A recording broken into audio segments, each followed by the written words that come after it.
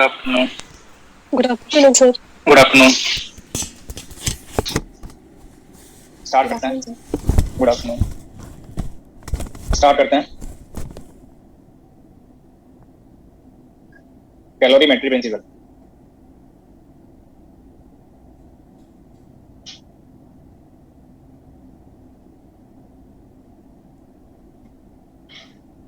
Calorimetry principle का application करेंगे आप फाइनल टेम्परेचर फाइंड करने के लिए। हम लोग 12th लेवल पे कैलोरीमेट्री प्रिंसिपल पे बेस्ड क्वेश्चन सॉल्व किए होंगे, वहाँ पे आप स्टेटमेंट भी अप्लाई किए होंगे। फाइनल टेम्परेचर फाइंड करने के लिए आप कैलोरीमेट्री प्रिंसिपल का एप्लीकेशन करेंगे। स्टेटमेंट से पहले आपको यहाँ पे कुछ हिंट होना चाहिए कि कब ये एप्लीकेबल होगा और जो स्टेटमेंट आप 12th लेवल पे पढ़ते हैं वो मैथमेटिकल पार्ट से कैसे फाइंड होगा। यहाँ पे मैं 2 पार्ट सिस्टम में इंक्लूड कर रहा हूँ, मोर देन 2 भी हो सकता है। डिफरेंट प्रोसेस में हीट ट्रांसफर पॉसिबल हो सकता है। सपोज मैंने यहाँ पे कंबाइंड सिस्टम कंसीडर किया और इसके 2 पार्ट कंसीडर किए, ये फर्स्ट पार्ट, ये सेकंड पार्ट। और ये जो कंबाइंड सिस्टम है वो थर्मली इंसुलेटेड है। या आउटर एटमॉस्फेयर से, सराउंडिंग से कंबाइंड सिस्टम के अलावा कहीं पे भी हीट ट्रांसफर नहीं हो रहा है। इस टोटल पार्ट से हीट ट्रांसफर 0 है। अब इस फर्स्ट पार्ट का टेम्परेचर T1, सेकंड पार्ट का temperature T2।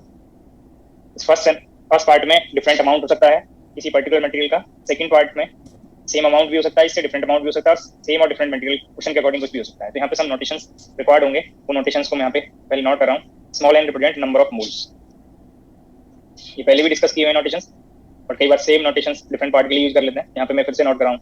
N number of moles, m mass of sample,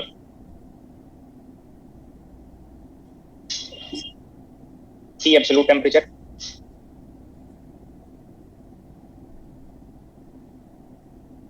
C dash heat capacity,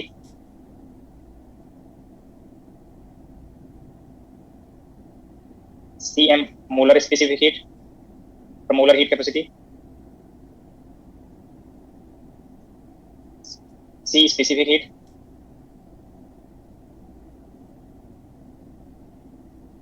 capital M molar mass,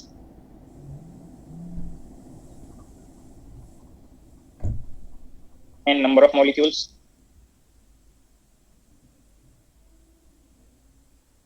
M1 mass of one molecule।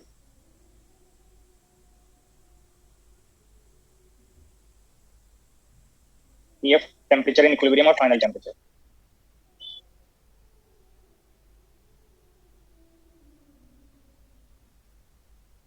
ये notations यहाँ पे record होंगे, आपको डीज में doubt नहीं रहेगा कि किस पार्ट को क्या यूज कर रहे हैं।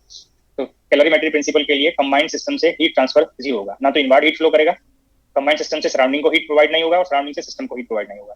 सिस्टम के डिफरेंट पार्ट में हीट ट्रांसफर हो सकता है। अब यहाँ पे फर्स्ट पार्ट से सेकंड पार्ट को भी हीट ट्रांसफर हो सकता है और सेकंड से फर्स्ट को भी हीट ट्रांसफर हो सकता है। बट नेचुरली जो हीट स्पॉन्टेनियसली जो फ्लो होगा वो हाई टेम्परेचर से लोअर टेम्परेचर पार्ट को हीट ट्रांसफर होगा। Heat can flow spontaneously from hot body to cold body. तो हायर टेम्परेचर पार्ट से लोअर टेम्परेचर पार्ट को हीट ट्रांसफर होगा, और तब तक हीट ट्रांसफर होगा जब तक बोथ पार्ट का टेम्परेचर सेम ना हो जाए, या बोथ पार्ट, यहाँ पे जो मैंने 2 पार्ट शो किए हैं, दीज 2 पार्ट थर्मल इक्विलिब्रियम में आ जाए, और थर्मल इक्विलिब्रियम में बोथ का टेम्परेचर सेम आएगा, और that temperature is called final temperature Tf, और टेम्परेचर इन थर्मल इक्विलिब्रियम। तो यहाँ पे जितने भी पार्ट में जितने भी प्रोसेस में हीट ट्रांसफर होगा वो आप इस टोटल हीट ट्रांसफर के लिए यूज करेंगे। यहाँ पे मैंने फर्स्ट सैंपल से जो भी हीट ट्रांसफर होगा वो मैंने डेल्टा Q1 में इंक्लूड कर दिया। जितने भी जिस प्रोसेस में भी हीट ट्रांसफर हो रहा होगा वो फर्स्ट सैंपल के लिए डेल्टा Q1 है, सेकंड सैंपल के लिए delta Q2 is equal to 0। अगर फर्स्ट सैंपल का फेज सेम है, फेज ट्रांसफॉर्म नहीं हो रहा है, कई बार मिक्सिंग होगा कि फेज भी कांस्टेंट हो सकता है और फेज चेंज भी हो सकता है, तब all type of heat transfer यहाँ पे डेल्टा Q1 में आप इंक्लूड कर लेंगे। ऐसे ही आप सेकंड सैंपल के लिए। बट अगर आप यहाँ पे सेम फेज लेके चल रहे हैं, फेज ट्रांजिशन का आप यहाँ पे कंसेप्ट इंक्लूड नहीं कर रहे हैं, तो इस फर्स्ट सैंपल का टेम्परेचर चेंज होगा, और फर्स्ट सैंपल का टेम्परेचर चेंज होगा, सेकंड का भी टेम्परेचर चेंज होगा। तो जब टेम्परेचर चेंज होगा तो आप एक्सप्रेशन आप यूज कर सकते हैं स्मॉल इनफाइनिटेसिमल हीट ट्रांसफर के लिए। हीट कैपेसिटी जो आपको यहाँ पे C डैश से हिंट किया हुआ है, heat capacity for first sample, change in temperature dt, ये इनफाइनिटेसिमल हीट ट्रांसफर के लिए है। बट यहाँ पे सिस्टम का टेम्परेचर T1 से Tf में कन्वर्ट होगा, और कन्वर्ट होगा तो यहाँ पे मोर हीट ट्रांसफर हो सकता है, तो आप ये इंटीग्रेशन सॉल्व करेंगे। और फर्स्ट सैंपल के लिए इनिशियल टेम्परेचर है T1 और फाइनल टेम्परेचर है Tf। Similarly for second part और second sample, heat capacity for second part is C2 dash, change in temperature dt, और initial temperature of second part is T2 and final temperature is Tf। अगर both part का phase change नहीं होगा तब आप ये expression use करें। Same phase के लिए ये आप एक्सप्रेशन फाइनल टेम्परेचर फाइंड करने के लिए यूज करें। समटाइम्स सम मटेरियल के लिए हीट कैपेसिटी टेम्परेचर डिपेंडेंट हो सकता है। हम थोड़ा रिकॉल करें, सॉलिड स्टेट में आप एक इलेक्ट्रॉनिक स्पेसिफिक का कंसेप्ट पढ़ते हैं तो वहाँ पे वेरिएशन अल्फा टी आता है। लैटिस स्पेसिफिक हीट पढ़ता है तो बीटा टी क्यू होता है। तो हीट कैपेसिटी और स्पेसिफिक हीट टेम्परेचर डिपेंडेंट हो सकते हैं सब मटेरियल के लिए। तो ऑल टाइम जरूरी नहीं कि वो हीट कैपेसिटी टेम्परेचर से इंडिपेंडेंट आए। तो जनरल पार्ट आपको यहाँ पे मैंने नोट कर दिया। अब जिन सिस्टम्स के लिए ये हीट कैपेसिटी टेम्परेचर से इंडिपेंडेंट होगा उनके लिए ये कैलोरीमेट्री प्रिंसिपल से फाइनल टेम्परेचर आप इजीली में फाइंड कर सकते हैं। If heat capacities are independent of temperature,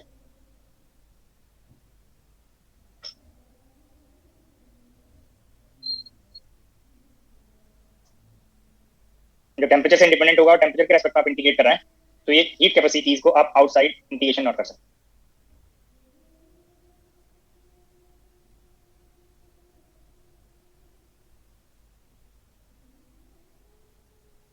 ये मैंने आउटसाइड इंटीग्रेशन नोट कर दिया। अब ये सेपरेटली आप इंटीग्रल सॉल्व करेंगे, दिस इंटीग्रेशन टी और लिमिट प्लेस करेंगे तो T F minus T one plus C two dash T F minus T two is equal to 0। अगर आपको फाइनल टेम्परेचर फाइंड करना है तो यहाँ इस एक्सप्रेशन से, बट ये कंडीशन यहाँ पे आपका फुलफिल होना चाहिए, अदरवाइज जो वेरिएशन होगा टेम्परेचर डिपेंडेंट इस इंटीग्रेशन में इस पार्ट में प्लेस करके आप रिजल्ट फाइंड करेंगे। अगर आपको श्योर हो गया कि टेम्परेचर से इंडिपेंडेंट है हीट कैपेसिटी, तब आप ये कॉन्स्टेंट लेकर आप इंटीग्रल कर सकते हैं। नेक्स्ट स्लाइड में ये पार्ट को मैं फाइनल टेम्परेचर के लिए सिंप्लीफाई कर रहा हूँ। इस इक्वेशन को भी यहाँ पे कोई नंबरिंग रिप्रेजेंट कर देंगे। इसको मैंने फर्स्ट नोट कर दिया, इसको सेकंड और इसको थर्ड।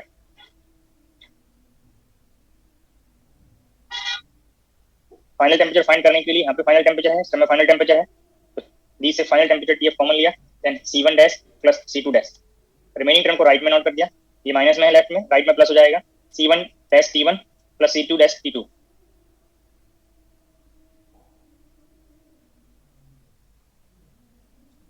यहाँ से फाइनल टेम्परेचर आपको कंफर्म हो गया, C1 dash T1 plus C2 dash T2 by C1 dash plus C2 dash. But ये ऑलवेज नहीं है, ये तभी है जब हीट कैपेसिटी टेम्परेचर से इंडिपेंडेंट होगा। तो फाइनल टेम्परेचर के लिए आपको ये रिक्वायर्ड नहीं था कि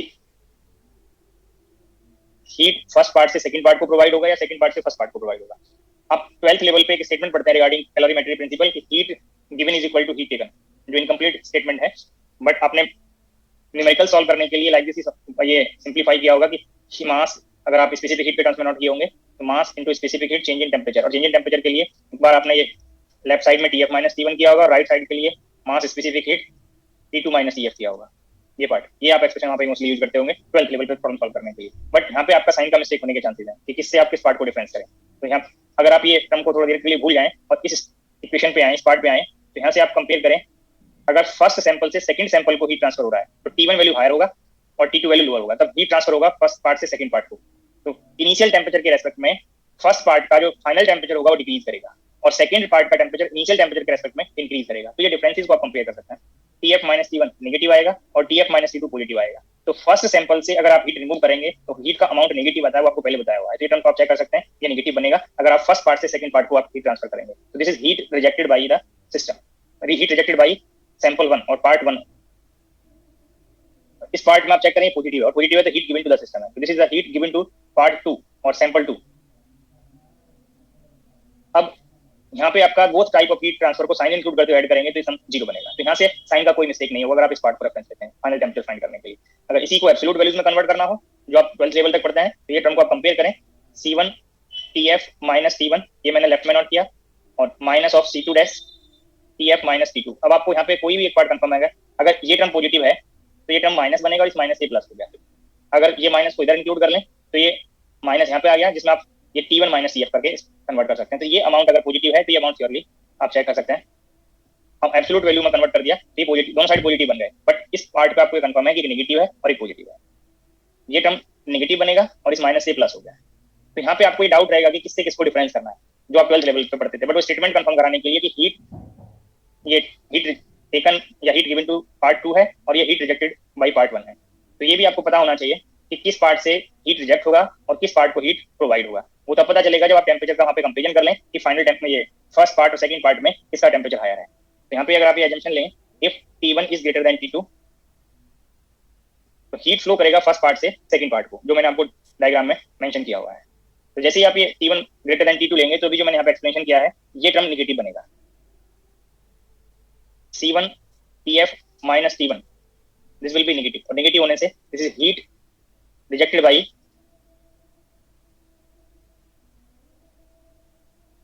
by part 1 और system 1 भी आप नोट कर सकते हो।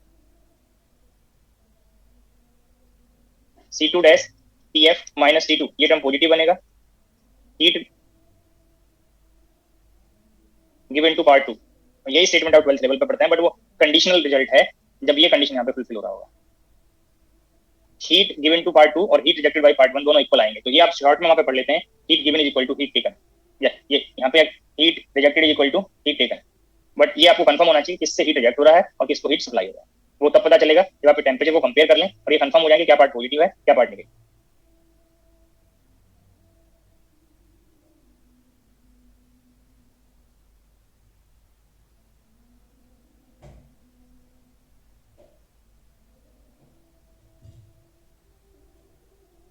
ये स्टेटमेंट आप 12th लेवल पढ़ते हैं, calorimetry principle. Final temperature in terms of heat capacities and temperatures of both part, आपको ये नोट हो गया। अब इसी में अगर आप एक कंडीशन अप्लाई करें, if heat capacities of both sample और both part C1 dash is equal to C2 dash, ये हीट कैपेसिटीज अगर सेम हो जाए, देन फाइनल टेम्परेचर वही अगर इक्वल होंगी तो न्यूमरेटर और डिनोमिनेटर से कॉमन लेके कैंसिल आउट करेंगे, तो this is T1 plus T2 by 2। अगर हीट कैपेसिटीज इक्वल हो जाएंगी तो बोथ टेम्परेचर के एवरेज के इक्वल, अरिथमेटिक मीन के इक्वल ये फाइनल टेम्परेचर बनेगा। अगर आप इसी टेम्परेचर फाइनल टेम्परेचर को इन terms of molar specific heat भी कन्वर्ट कर सकते हैं। ये फिर से मैंने सेम एक्सप्रेशन को रेफरेंस लिया, इन टर्म्स ऑफ हीट कैपेसिटीज ये फॉर्म आपको नॉट है, बट अगर हीट कैपेसिटी को मोलर हीट कैपेसिटी में कन्वर्ट करना हो तो लास्ट लेक्चर में आपको डेफिनेशन बताया है, heat capacity equals number of moles and molar specific heat. ये फॉर्म क्वेश्चन के अकॉर्डिंग आपको क्या डेटा दिया है ये फॉर्म आप अप्लाई कर सकते हैं।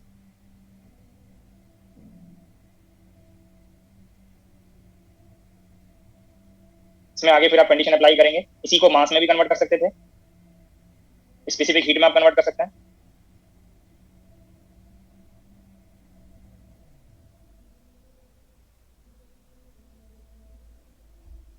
इसमें आगे अगर आप कंडीशन अप्लाई करें और ये कंडीशन साथ में इंक्लूड है अभी भी, अगर आप नंबर ऑफ मोल्स को सेम ले रहे हैं,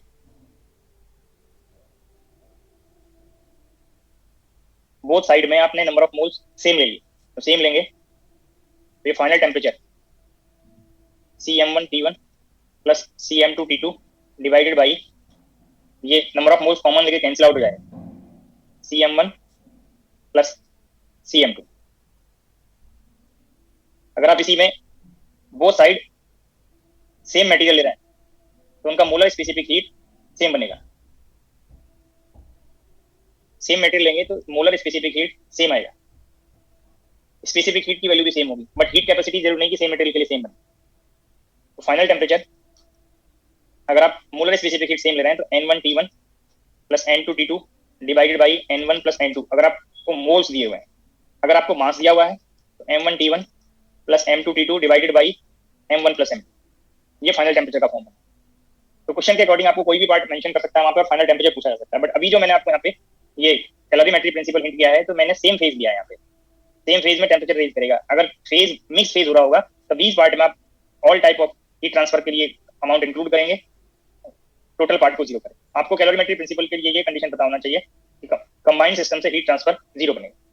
तो जितने तरह के भी प्रोसेस वहाँ पे इन्वॉल्व हो रहे होंगे उसमें आप उस हीट ट्रांसफर के लिए अमाउंट इंक्लूड करके रिजल्ट फाइंड कर सकते हैं, फाइनल टेम्परेचर फाइंड कर सकते हैं। तो मैंने सम केसेस यहाँ पे कैलोरीमेट्री प्रिंसिपल के लिए आपको हिंट कर दिए हैं, जब प्रॉब्लम अप्लाई करेंगे तो ये पॉइंट्स आप रिकॉल करके फाइनल टेम्परेचर फाइंड कर सकते हैं।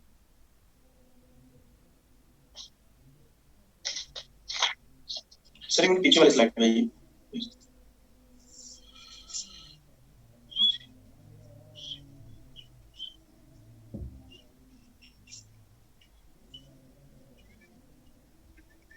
मेगा बोध के आप अपना वीडियो ऑफ कर लीजिए।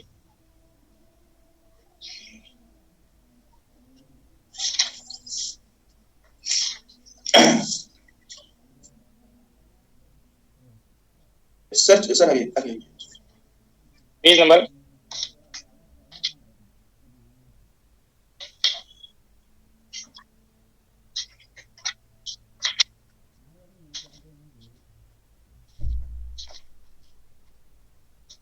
22 प्रॉब्लम नंबर 4 स्टेटमेंट एक बार रीड कर लीजिए.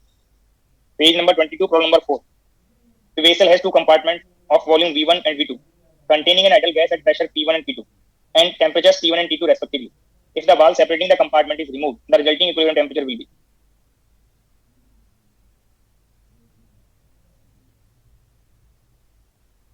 यहाँ पे एक सेपरेटिंग वाल है और यहाँ पे बोथ टू सैंपल्स यहाँ पे कंसीडर किया.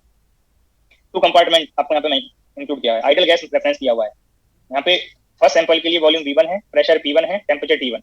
सेकंड के लिए वॉल्यूम V2 है, प्रेशर P2 है, टेम्परेचर T2 है. मोल्स का आपको हिंट नहीं किया है, बट सेम आइडल गैस के टू डिफरेंट सैंपल्स यहाँ पे आप कंसीडर करना है. ये टोटल पार्ट थर्मली इंसुलेटेड आपको कंसीडर करना है. अब जो यहाँ पे सेपरेटिंग वाल है, ये वाल अगर ये थर्मली कंडक्टिंग होता है तो किसी एक पार्ट से अनदर पार्ट को हीट ट्रांसफर होगा. बट स्टेटमेंट में आपको अनदर पार्ट दिया है कि ये सेपरेटिंग वाल को आप रिमूव करते हैं. तो फर्स्ट सैंपल के लिए जो अमाउंट है फर्स्ट सेकंड पार्ट से मिक्स करेगा और मिक्स होने से क्योंकि दोनों का टेम्परेचर डिफरेंट है तो वन पार्ट के मॉलिक्यूल से अनदर पार्ट के मॉलिक्यूल को हीट ट्रांसफर होगा. तो ये यहाँ पे मिक्स होगा ये पार्ट. तो फाइनल टेम्परेचर फाइंड करना है. और फाइनल टेम्परेचर अभी आपको हिंट किया कि जब बोथ साइड सेम मटेरियल होगा तो ये कंडीशन फुलफिल होगा. तो अब ये एक्सप्रेशन आप यूज कर सकते हैं.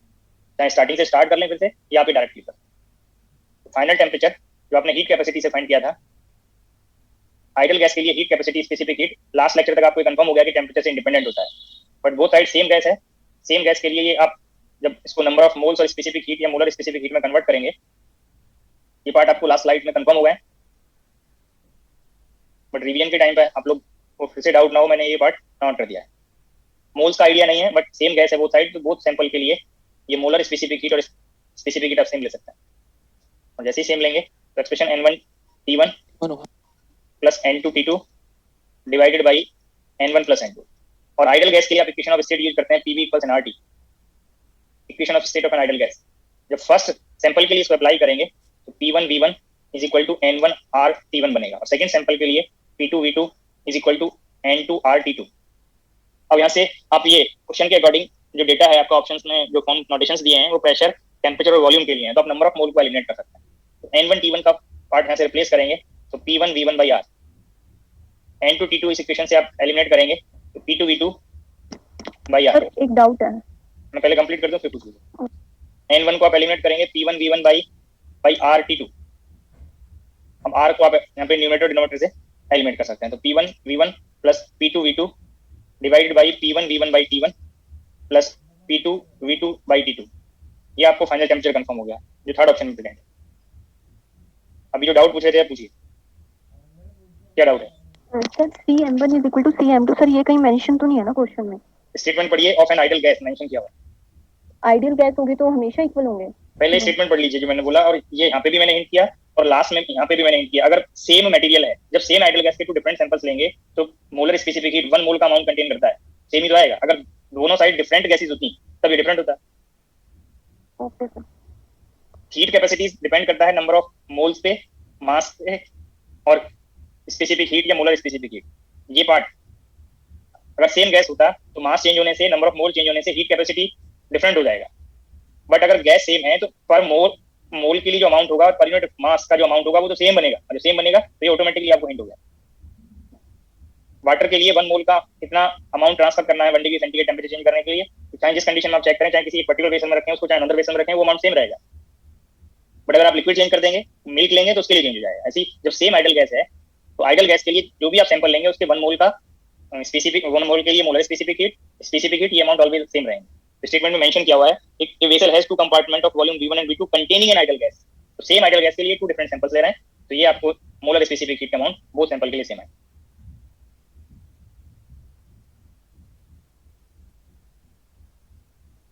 नेक्स्ट प्रॉब्लम नोट करेंगे.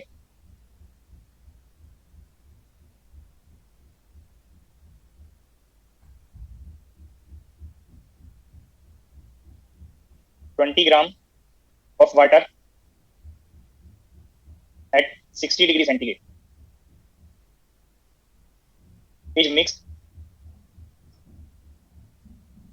with 10 gram of water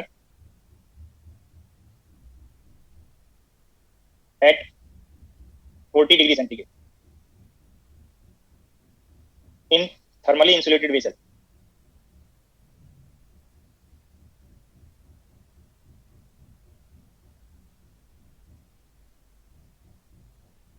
such that no heat transfer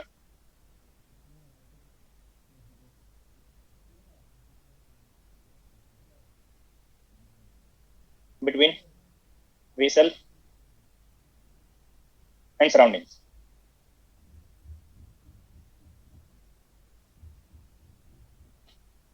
Find the final temperature, और टेम्परेचर वर्ड यूज कर सकते हैं. Find the temperature of mixture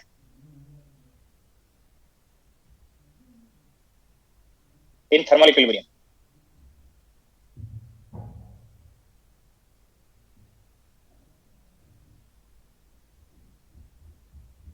तो यहाँ पे मटेरियल अभी भी सेम है.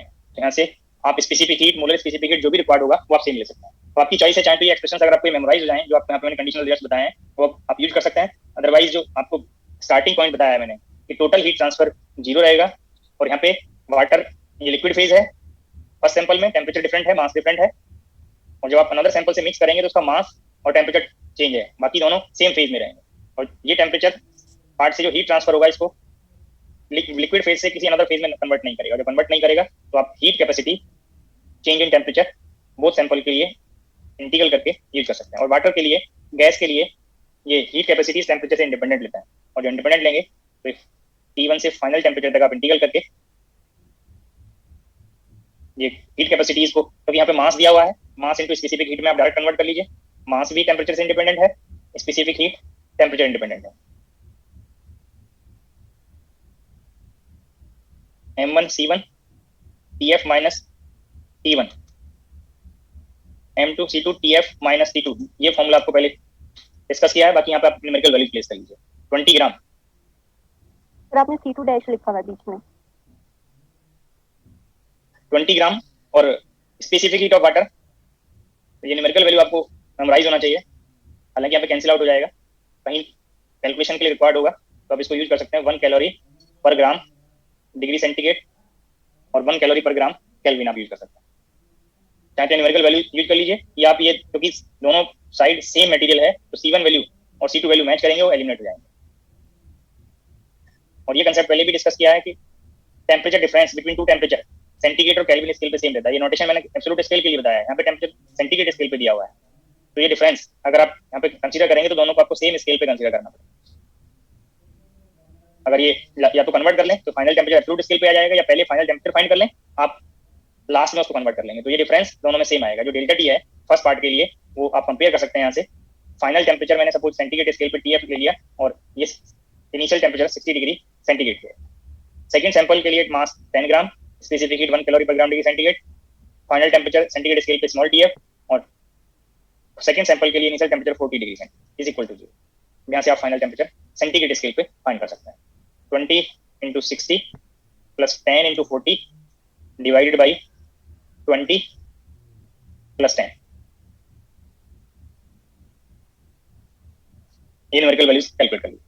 देखो मैंने फिर से इस फॉर्म से स्टार्ट करके आपको फाइनल टेम्परेचर का रिजल्ट कैलकुलेट करने के लिए न्यूमेरिकल वैल्यूज प्लेस करते हैं. आप चाहें तो इस एक्सप्रेशन में भी प्लेस कर सकते हैं. अगर आपको मेमोराइज हो जाए तो इस एक्सप्रेशन में भी आप प्लेस करके रिजल्ट को फाइंड कर सकते हैं. फाइंड कर लीजिए न्यूमेरिकल वैल्यू 53.33. यहाँ पे जो डेटा आएगा, क्योंकि मैंने ये सेंटीग्रेड स्केल पे यूज किया है तो फाइनल टेम्परेचर भी सेंटीग्रेड स्केल पे आएगा. अगर कई बार ऐसा हो सकता है कि क्वेश्चन में जो ऑप्शन दिए हो वहाँ पे केल्विन स्केल पे रिजल्ट दिया हो, तो केल्विन में आप इसको कन्वर्ट कर सकते हैं, क्योंकि ये फाइनल टेम्परेचर सिंगल टेम्परेचर है. डिफरेंस सेम होगा बोथ स्केल पे, बट इंडिविजुअल टेम्परेचर्स डिफरेंट होंगे. और केल्विन स्केल पे कन्वर्ट करने के लिए सेंटीग्रेड स्केल के टेम्परेचर को आप 273 ऐड करते हैं, तो ये केल्विन में आ जाएगा.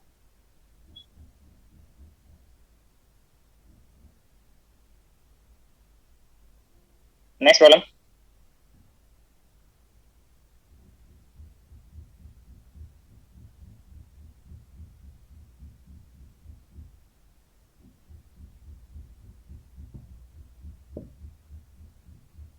Five gram of water at 30 degree centigrade is mixed with 5 gram of ice at 0 degree centigrade in thermally insulated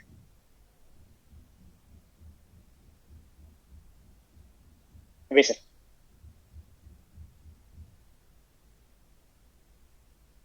Find the temperature of mixture in thermal equilibrium. देखो लास्ट प्रॉब्लम से आप अगर इसको कंपेयर करें, जो मैंने कैलोरीमेट्री प्रिंसिपल के कुछ पॉइंट डिस्कस करने के टाइम पे भी हिंट किया है, यहाँ पे आप चेक करिए, इस 60 डिग्री सेंटीग्रेड वाटर से हीट रिमूव होगा, 40 डिग्री सेंटीग्रेड वाटर को हीट प्रोवाइड होगा, बट इस हीट ट्रांसफर में ना तो फर्स्ट सैंपल का और ना ही सेकंड सैंपल का फेज कन्वर्ट होगा। यहाँ पे फेज सेम रहेगा, और जो सेम रहेगा तो ये फॉर्मूला आप डायरेक्ट सेम फेज के लिए जो मैंने यहाँ पे पॉइंट्स बताए हैं ये आप अप्लाई कर सकते हैं। पर जब डिफरेंट फेजेस होंगे तब जरूरी नहीं कि आप ये अप्लाई करते हैं। तो ये स्टार्टिंग पॉइंट से जो मैंने हिंट किया जितने टाइप का हीट ट्रांसफर हो रहा होगा वो इसमें इंक्लूड करके आप प्रॉब्लम को कंप्लीट कर सकते हैं।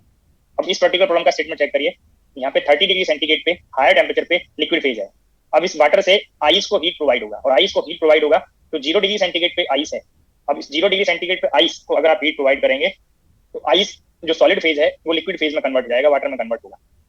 अगर ये सफिशिएंट हीट प्रोवाइड कर रहे हैं कि 5 ग्राम आइस कंप्लीटली वाटर में कन्वर्ट हो जाए, तो जब तक आइस का कुछ पार्ट प्रेजेंट होगा तब तक ये टेम्परेचर 0 डिग्री सेंटीग्रेड पे ही सेम रहेगा। आइस का टेम्परेचर जब तक आइस कंप्लीटली वाटर में कन्वर्ट ना हो जाए 0 डिग्री सेंटीग्रेड पे, तब तक टेम्परेचर 0 ही बना रहेगा। और लास्ट लेक्चर में मैंने लेटेंट हीट के कंसेप्ट को डिस्कस करने के टाइम पे हिंट किया है कि फेज कन्वर्जन सेम टेम्परेचर पे होता है। तो जब तक जिसका फेज कन्वर्ट हो रहा है आइस का, तो जब तक ये आइस कंप्लीटली वाटर में कन्वर्ट नहीं होगा इसका टेम्परेचर चेंज नहीं होगा। अगर ये और भी आप इसको हीट प्रोवाइड करते तो पहले 0 degree 5 gram ice 5 gram water 0 degree centigrade में कन्वर्ट होगा, फिर अगर उसको और हीट प्रोवाइड करेंगे तो उसका टेम्परेचर वाटर का रेज करेगा। तो लाइक दीज प्रॉब्लम्स में जिनमें आप फेज कन्वर्जन पार्ट इंक्लूड कर रहे हैं तो पहले जरूर चेक कर लें जिससे हीट प्रोवाइड होगा क्या उससे आप सफिशिएंट हीट प्रोवाइड कर सकते हैं इसको फेज कन्वर्ट करने के लिए। यहाँ पे मैंने डेल्टा Q1 नोट किया, delta Q1 dash maximum amount of heat rejected by water. Maximum कब कन्वर्ट होगा? जब यहाँ पे टेम्परेचर डिफरेंस मैक्सिमम आ जाए, और मैक्सिमम टेम्परेचर डिफरेंस बनेगा यहाँ पे 30 डिग्री सेंटीग्रेड, और ये mass of water, specific heat of water अभी आपको नोट कराया था 1 calorie per gram degree centigrade, और चेंज इन टेम्परेचर। तो ये 150 कैलोरी मैक्सिमम हीट ट्रांसफर कर सकते हैं वाटर से। Another amount delta Q2 dash, the heat required to convert 5 gram of ice at 5 gram of ice to water at 0 degree centigrade completely.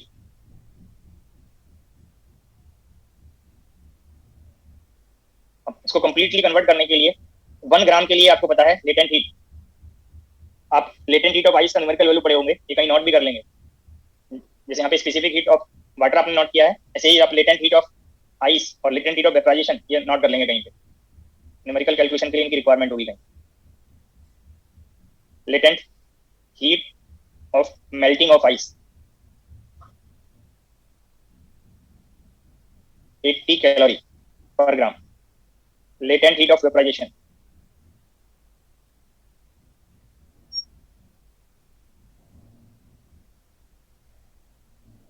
540 calorie per gram. Specific heat of ice ये भी note कर लीजिएगा, required होगा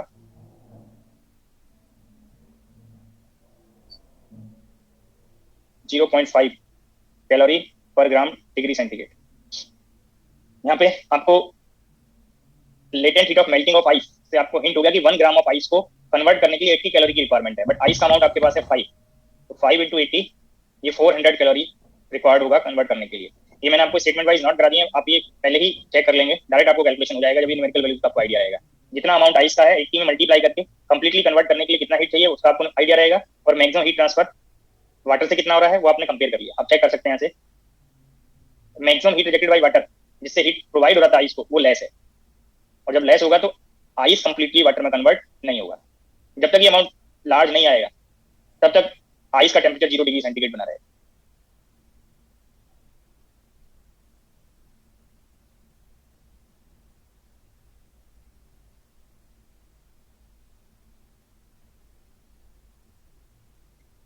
some amount आपको वहां पे present रहेगा, कितना अमाउंट प्रेजेंट रहेगा वो आप कैलकुलेट कर सकते हैं। सपोज इस अमाउंट से x ग्राम आइस मेल्ट होता है, और 1 ग्राम के लिए चाहिए 80, और अमाउंट है आपके पास 150, तो आप यहाँ से चेक कर सकते हैं 2 ग्राम से भी लेस आइस मेल्ट होगा, और जबकि आपके पास यहाँ पे 5 ग्राम है, तो अभी भी 3 ग्राम से मोर वैल्यू आइस फॉर्म में प्रेजेंट रहेगा, और जब प्रेजेंट रहेगा तो आइस का टेम्परेचर 0 डिग्री सेंटीग्रेड। जब तक ये आइस कंप्लीटली कन्वर्ट नहीं हो जाएगा वाटर में 0 डिग्री सेंटीग्रेड पे, और फिर से अगर एक्स्ट्रा अमाउंट प्रेजेंट है हीट का, तब वो टेम्परेचर मिक्सचर का रेज करेगा 0 डिग्री सेंटीग्रेड से हायर टेम्परेचर वहां पे फाइंड होगा। बट जब तक कुछ अमाउंट आइस का प्रेजेंट रहेगा तब तक टेम्परेचर मिक्सचर का 0 डिग्री सेंटीग्रेड रहेगा। The temperature of mixture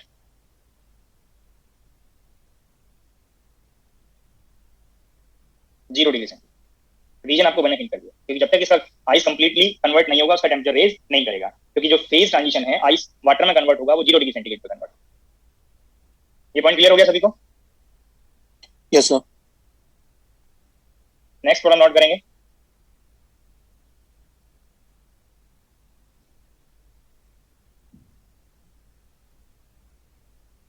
find the final temperature of mixture in thermal equilibrium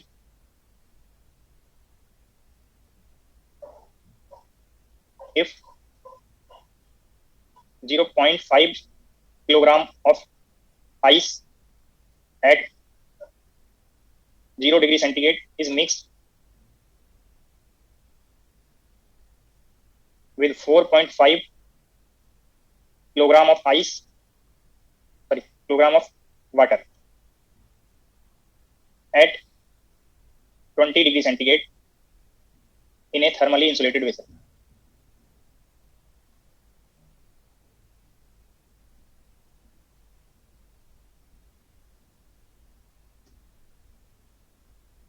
try करिए।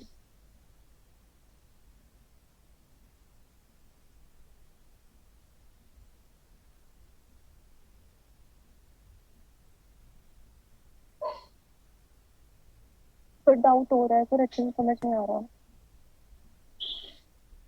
तो मैंने पूछा था तब तो किसी ने रिप्लाई नहीं किया, कैलकुलेट करने के लिए बोला तब बोला डाउट हो रहा है। सर क्वेश्चन तो दिखाओ वो स्लाइड।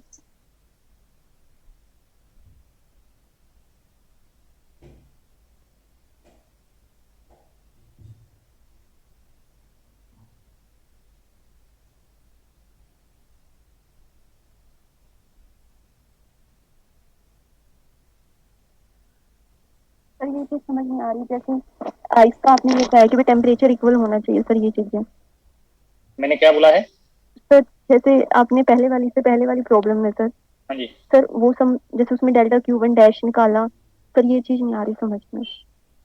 कैसे सर? जैसे आपने कहा कि भाई इसका आइस का टेम्परेचर 0 डिग्री सेल्सियस है तो वो इक्वल आना चाहिए तभी चेंज मैंने ये नहीं कहा इक्वल आना चाहिए। मैंने आप खुद से आप एक्सपेरिमेंट करिए, आप कोई आइस का अमाउंट ले लीजिए, उस आइस के अमाउंट को आप किसी एक वेसल में कुछ अमाउंट वाटर का ले लीजिए, ठीक है, और वाटर का जो टेम्परेचर है, अभी आप जरूरी नहीं कि उसको नॉन वैल्यू पे जाएंगे क्या टेम्परेचर है, बट ये आपको सभी को कंफर्म है कि आइस का जो टेम्परेचर है उससे वाटर का टेम्परेचर हायर होगा। जब हायर होगा और जब इनको थर्मल कॉन्टेक्ट में लाएंगे या मिक्स करेंगे तो नेचुरल प्रोसेस से हीट वाटर से आइस को प्रोवाइड होगा, और जैसे ही आइस को हीट प्रोवाइड होगा आइस मेल्ट होना स्टार्ट हो जाएगा। क्लियर है? कई बार जब आपके पास आइस रहता है और आपको वाटर को कोल्ड करना हो, आप फ्रिज में बोतल नहीं रखते तो आप आइस का कोई पीस उसमें डाल लेते हैं वाटर में, किया होगा ये सब, तो आइस मेल्ट हो जाता है और आइस वाटर से हीट को रिमूव करके मेल्ट होकर वाटर का टेम्परेचर फॉल करा देता है। बट आप ही बताइए वाटर का टेम्परेचर कितना लेस तक जा सकता है? जब आप उसमें आइस डालते रहेंगे ऐसे अमाउंट, पहले कुछ स्मॉल पीस डाला वो मेल्ट हो गया, फिर आपने और अमाउंट डाल दिया आइस का वो भी मेल्ट हो गया, फिर से आपने और अमाउंट डाल दिया, तो ऐसे करके वाटर का टेम्परेचर कितना मिनिमाइज हो सकता है? 0 डिग्री सेल्सियस। 0 से नीचे तो नहीं जा सकता, जब तक आप उसको प्रेशर अप्लाई ना करें वो आइस में नहीं कन्वर्ट होगा। क्लियर है? तो आप ये बताइए पहले जो इनिशियल टेम्परेचर था वाटर का और अब फाइनल, अब जो लास्ट में टेम्परेचर 0 से नीचे नहीं जा सकता, तो इसमें जो हीट ट्रांसफर होगा वाटर से वो मैक्सिमम अमाउंट ही होगा, इससे ज्यादा तो ट्रांसफर वाटर फॉर्म से नहीं हो सकता। नहीं सर। तो आपको जो भी मैंने एग्जांपल बताया जो ट्राई करने के लिए, अब आप अगर 0 डिग्री सेंटीग्रेड पे वाटर आ गया, आप उसमें अगर फिर से और पार्ट आइस का डालते हैं, क्या आइस का होल अमाउंट फिर से मेल्ट हो जाएगा? नहीं सर। वाटर भी 0 डिग्री सेंटीग्रेड पे है, अब आइस भी आपने 0 डिग्री सेंटीग्रेड पे डाला है, तो दोनों का टेम्परेचर सेम होने से हीट ट्रांसफर नहीं होगा। तो नहीं होगा तो आइस अगर प्रेजेंट है, आइस का प्रेजेंट होगा, जितना हीट वाटर से आना था वो आ गया, उसके आगे हीट सप्लाई नहीं हो रहा आइस को, तो जब आइस का पार्ट प्रेजेंट होगा तो उस मिक्सचर का टेम्परेचर क्या होगा? बोलिए 0 होगा। वही मैंने आपको लास्ट में ये कैलकुलेट करके बताया। जब तक ये सफिशिएंट अमाउंट नहीं होगा, इससे हायर अमाउंट नहीं आएगा, तब तक टेम्परेचर 0 बना रहेगा मिक्सचर का। क्यों? क्योंकि आइस यहाँ पे प्रेजेंट है। अभी मैंने इससे आपको कैलकुलेट करके बताया था, कैलकुलेट कर लीजिए इस रेशियो को, 1 पॉइंट समथिंग आएगा, 2 से लेस आ रहा है, तो इस 5 से उसको डिफरेंस करिए तो अभी भी 3 पॉइंट समथिंग ग्राम आइस का प्रेजेंट है या नहीं है, जो मेल्ट नहीं हो सकता। और जब मेल्ट नहीं होगा तो फाइनल टेम्परेचर मिक्सचर क्या रहेगा? 0 डिग्री सेल्सियस। वही मैंने पहले बताया है। Okay sir. 10 degree centigrade. जब भी आपको यहाँ पे इस तरह की प्रॉब्लम्स होंगी जिनमें डिफरेंट फेजेस का कंसेप्ट है या फेज कन्वर्जन अलाउड है, तो आप जरूर एक बार लाइक दिस ट्राई करेंगे जो यहाँ पे मैंने बताया है। अगर ये वैल्यू हारा है, मोर वैल्यू होगा इससे, तब आप कैलोरीमेट्री प्रिंसिपल अप्लाई करके फाइनल टेम्परेचर के लिए कैलकुलेशन कर सकते हैं। अगर आप इसी फॉर्म पे ट्राई करने लगते तो हो सकता है कि आपका टेम्परेचर नेगेटिव आता है, जो कंसेप्चुअली रॉन्ग है। अब आप यहाँ पे कंपेयर करिए maximum amount of water, maximum amount of heat transferred by water आप यहाँ पे चेक कर सकते हैं। ये इजीली आप ये कैलकुलेशन कर लेंगे 4.5 × 10⁻³ × 20, ये आप कैलकुलेट कर लीजिए। और आइस को मेल्ट करने के लिए चाहिए 0.5 × 10⁻³ × 80। ये कंपेयर कर लीजिए दीज टू अमाउंट में, ये अमाउंट लार्ज होना चाहिए। जिनको डाउट है एक बार जरूर क्रॉस चेक कर लें कि ये वैल्यू लार्ज है। और जब लार्ज होगा तो अगर ये वैल्यू लार्ज है तो यहाँ से जो हीट ट्रांसफर होगा, वाटर से जो हीट ट्रांसफर होगा इस आइस में 2 वे में यूज होगा। इन 1 वे, पहले ये whole amount of ice 0 degree centigrade water पे कन्वर्ट होगा, फिर जो इस आइस के अमाउंट से जो वाटर बना है उसका टेम्परेचर रेज करेगा। तो यहाँ पे मैंने ΔQ1 heat rejected by water plus ΔQ2 heat required to melt the ice at 0 degree centigrade and plus ΔQ3 heat required to increase the temperature of water, और ये टोटल अमाउंट 0 बनेगा। अब यहाँ से वाटर से कितना हीट रिजेक्ट होगा, maximum तो इतना है, बट क्योंकि यहाँ पे आइस वाटर में कन्वर्ट हो गया और वाटर का यहाँ पे जो वाटर का अमाउंट है उससे भी टेम्परेचर 0 डिग्री सेंटीग्रेड से रेज कर रहा है, तो उस फाइनल टेम्परेचर तक ये वाटर का टेम्परेचर डिक्रीज करेगा। तो यहाँ पे 4.5 × 10⁻³ specific heat of water 1 calorie per ग्राम, ग्राम में मैंने कन्वर्ट कर दिया अमाउंट को। Final temperature minus initial temperature of water, ये ΔQ1 मैंने नोट किया, mass into specific heat change in temperature. अब ΔQ2 को जो आप नोट करेंगे तो 1 ग्राम के लिए आपको चाहिए 80 कैलोरी, और यहाँ पे ग्राम है 500 ग्राम, तो 0.5 × 10⁻³ ये मास ऑफ आइस है, और 1 ग्राम के लिए चाहिए 80 कैलोरी। तो this is the heat required to melt the ice complete. अब जो थर्ड अमाउंट होगा, जितना आइस मेल्ट हुआ है 0 डिग्री सेंटीग्रेड पे, उतना ही 0 डिग्री वाटर बन गया, और उस 0 डिग्री वाटर का टेम्परेचर फाइनल टेम्परेचर तक रेज करेगा। ये जो मैंने 3 प्रोसेस का न्यूमेरिकल वैल्यू यहाँ पे नोट किया है, 3 हीट ट्रांसफर का, ये सभी को कंफर्म हो जाना चाहिए। मैंने स्टेटमेंट वाइज आपको हिंट करके ये नोट किया है। अगर किसी को कोई डाउट है तो एक बार पूछ लीजिए।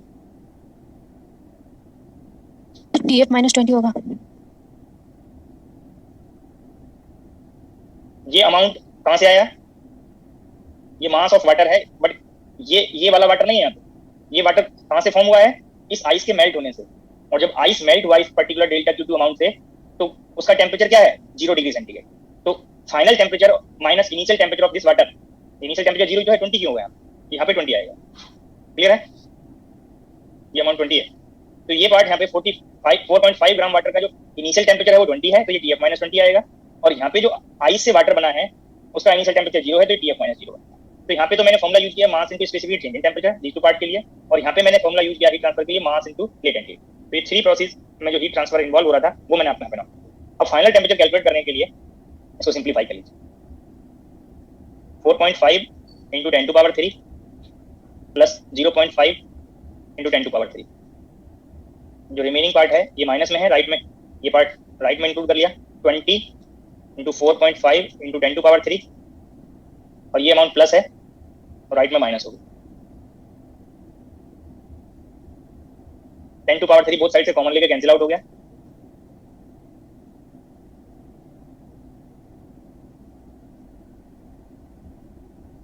ये आप रेशियो फाइंड करें।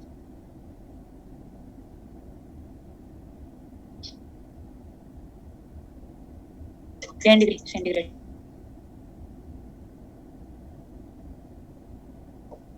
प्रॉब्लम में सिर्फ ये अमाउंट चेंज हो रहा है, टेम्परेचर चेंज हो रहा है, बाकी स्टेटमेंट को आप चेक करें तो लास्ट प्रॉब्लम के सिमिलर स्टेटमेंट था, बट लास्ट प्रॉब्लम का रिजल्ट 0 डिग्री सेंटीग्रेड रहा और यहाँ पे टेम्परेचर 10 डिग्री सेंटीग्रेड है। प्रॉब्लम ये जो स्टार्टिंग करने के लिए मैंने हिंट किया है कि जरूर चेक कर लें कि maximum heat rejected by water और heat required to convert ice completely at 0 degree centigrade into water, ये दोनों अमाउंट को आप कंपेयर कर लें। हीट रिजेक्टेड बाय वाटर अगर सफिशिएंट है, ग्रेटर है, तभी आप ये स्टेप आगे फॉलो करें, अदरवाइज रिजल्ट 0 बन जाएगा।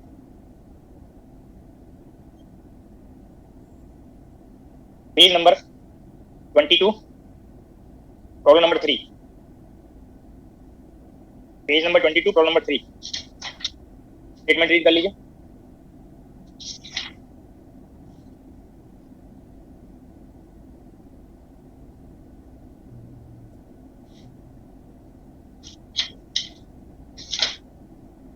10 gram of ice at 0 degree centigrade is added to a beaker containing 30 gram of water at 25 degree centigrade. What is the final temperature of the system when it comes to thermal equilibrium? The specific heat of water is 1 calorie per gram degree centigrade and latent heat of melting of ice is 80 calorie per gram. तो यहाँ पे आप फिर से compare करेंगे कि maximum heat rejected by water कितना है.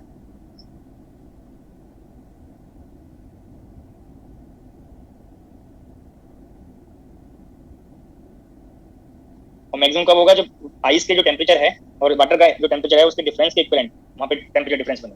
तो 30 ग्राम वाटर है और स्पेसिफिक हीट ऑफ वाटर 1 और difference 25, that is 750 calorie. The heat required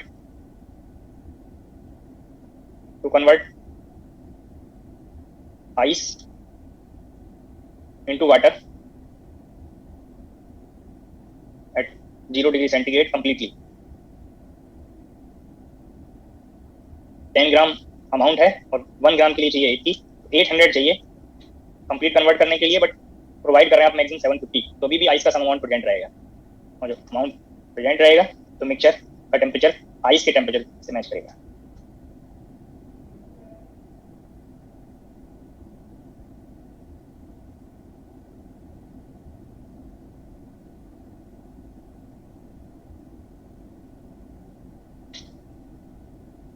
next problem page number 33, problem number 21.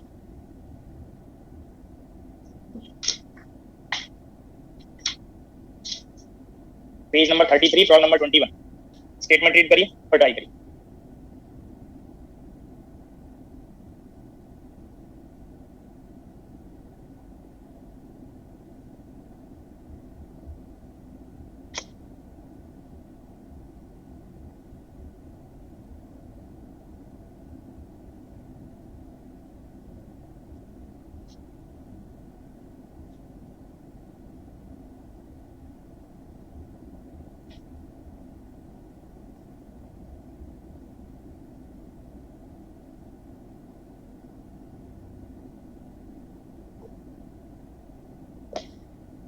A thermally insulated coffee mug contains 500 gram of warm coffee at 800 degree centigrade. Assuming that heat capacity of this liquid is 1 calorie per gram degree centigrade.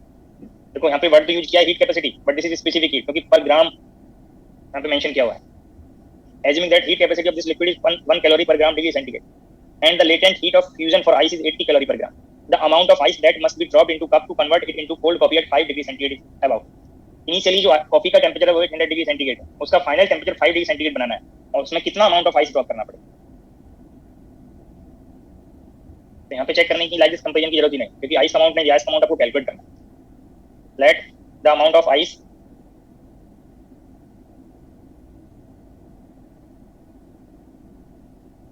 B x gram to convert temperature of coffee from 80 degree centigrade to 5 degree centigrade. तो यहाँ पे जब आप ये x gram ice drop कर देंगे warm coffee में तो वार्म कॉफी से आइस को हीट ट्रांसफर होगा. अब ये आइस मेल्ट करके इतना अमाउंट लिक्विड में कन्वर्ट हो जाएगा. फिर उससे आपको यहाँ पे रिजल्ट कैलकुलेट करना है. तो 3 प्रोसेस में हीट ट्रांसफर होगा. Heat rejected by warm coffee delta Q1 and heat required to convert ice to water at 0 degree centigrade and remaining heat required to move water at 0 degree centigrade to final temperature that is 5 degree centigrade. These का sum करेंगे तो 0 है. ये आपको statement मैंने note करा दिया notation के regarding. First the heat rejected bye coffee, तो कॉफी का अमाउंट दिया है 500 ग्राम और 1 ग्राम के लिए specific heat 1 calorie per gram degree centigrade आपको मेंशन किया है और temperature 80 degree centigrade initial temperature है और फाइनल टेम्परेचर है 5. तो फाइनल माइनस इनिशियल करेंगे तो टेम्परेचर डिफरेंस आपको बताएगा. डेल्टा Q2 आपको हिंट किया amount of heat required to melt ice, तो आइस के लिए x अमाउंट आपको दिया हुआ और 1 ग्राम के लिए चाहिए 80 कैलोरी. अब इस आइस से x ग्राम वाटर बनेगा और वाटर के लिए specific heat 1 calorie per gram degree centigrade और इस वाटर का जो टेम्परेचर है वो 5 डिग्री सेंटीग्रेड रहेगा. अब इसको सिंप्लीफाई करके x की वैल्यू फाइंड करें. इसको सम किया 85, ये डिफरेंस -75 जो राइट में प्लस हो जाएगा. ये रेशियो फाइंड करें.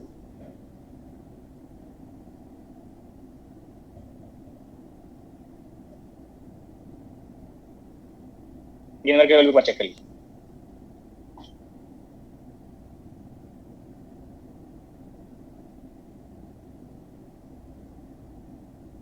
यहाँ 85 आएगा 80 की जगह।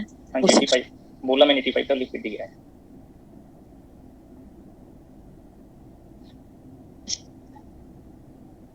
तो कैलोरीमेट्री प्रिंसिपल के एप्लीकेशंस पे क्वेश्चंस पूछे गए हैं, कैसे सॉल्व करना है वो मैंने आपको हिंट कर दिया है। ये तो जो डायरेक्ट एप्लीकेशन बेस्ड क्वेश्चंस थे, न्यूमेरिकल क्वेश्चंस, वो आपको हिंट हो गए। इसी का आगे एप्लीकेशन जब आप चेंज इन एंट्रोपी फाइंड करेंगे तब भी रिक्वायर्ड होंगे।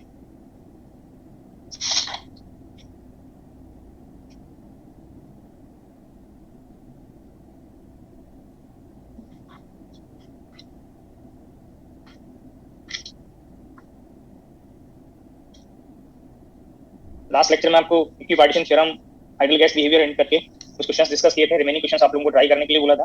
पेज नंबर 7 पे प्रॉब्लम नंबर 2,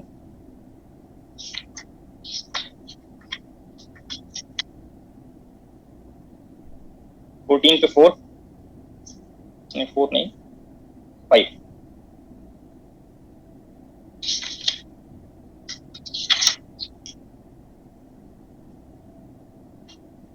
एटीन पे 13,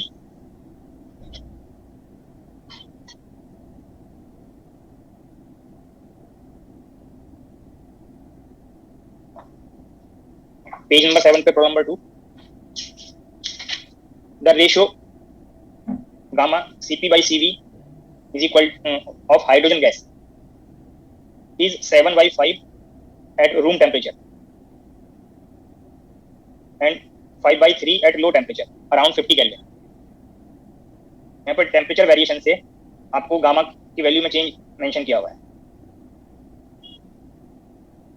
अब आप कंपेयर करें, हाइड्रोजन मेंशन किया तो दिस इज डायटोमिक गैस, और डायटोमिक गैस के लिए ये 7/5 कब आएगा, इसको आप नोट कर सकते हैं 7/2 5/2। तो सीवी आप कैलकुलेट करते हैं एवरेज इंटरनल एनर्जी से, तो 5/2 कंडीशन में 3/2 ट्रांसलेशन के लिए और 2 into हाफ कंट्रीब्यूशन रोटेशन के लिए। तो इस पार्ट में एट रूम टेम्परेचर आप ट्रांसलेशनल और रोटेशन पार्ट इंक्लूड कर रहे हैं, तब ये 7/5 बनेगा। तो यहाँ पे ट्रांसलेशनल और rotational degree of freedom.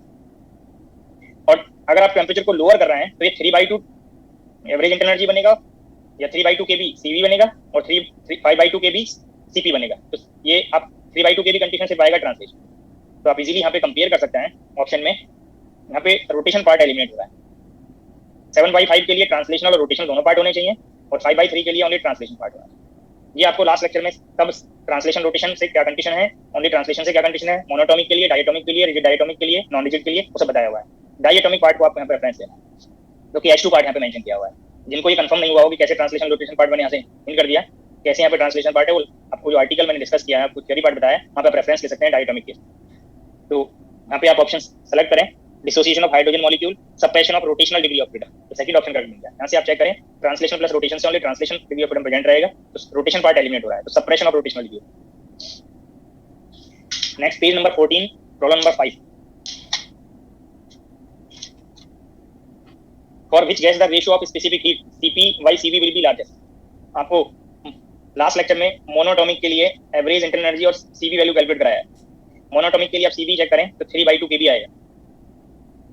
CP value अगर आप आइडियल गैस बिहेवियर ले रहे हैं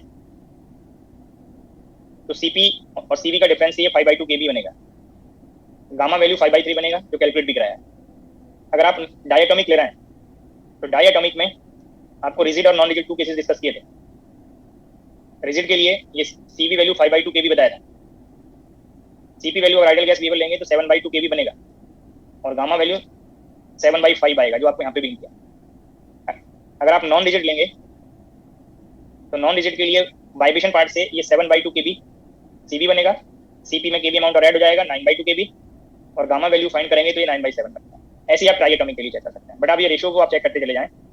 ये 5/3 1.67, ये 1.4, ये वैल्यू आप चेक कर लीजिए 9/7। जैसे जैसे आप एटोमिसिटी चेंज करते चले जाएंगे, वाइब्रेशन पार्ट इंक्लूड करते चले जाएंगे, ये गामा वैल्यू डिक्रीज हो रहा है। तो लार्ज एस सिर्फ मोनोटोमिक। ये सभी को कंफर्म हो गया। जो मैंने लास्ट लेक्चर में मोनोटोमिक डायटोमिक ट्राइटोमिक के लिए एवरेज इंटरनल एनर्जी डिस्कस किया, उससे del/del से सीवी फाइंड कर लें, और मेयर फॉर्मूला यूज करके सीपी फाइंड कर लें, और रेशियो फाइंड करेंगे Cp/Cv का, तो लार्जेस्ट बनेगा मोनोटोमिक के लिए। उनमें से कुछ पार्ट मैंने यहाँ पे आपको एक्सप्लेन कर दिया है।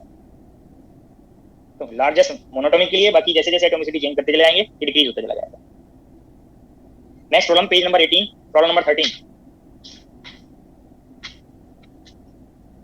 a molar specific heat of a gas as given from kinetic theory is 5/2 R.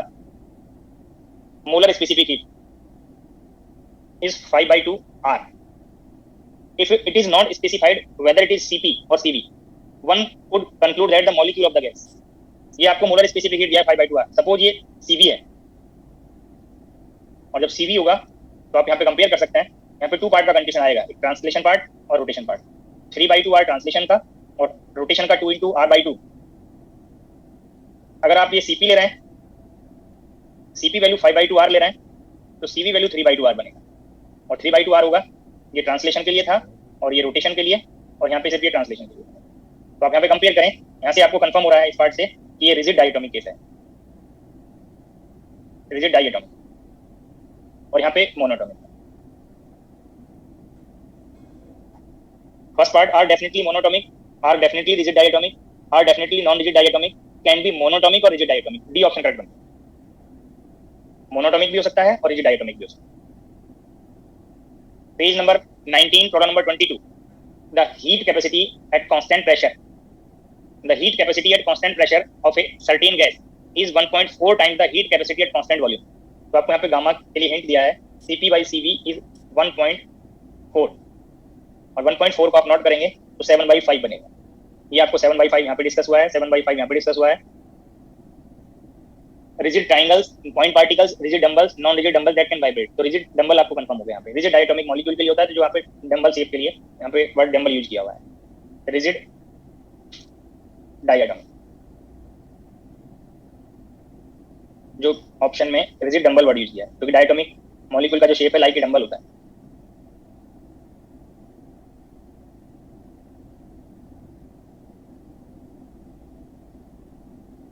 Third option correct है। बाकी और सिंगुलर अप्रोच पे बेस्ड क्वेश्चंस होंगे, वो आगे डिस्कस हो जाएंगे।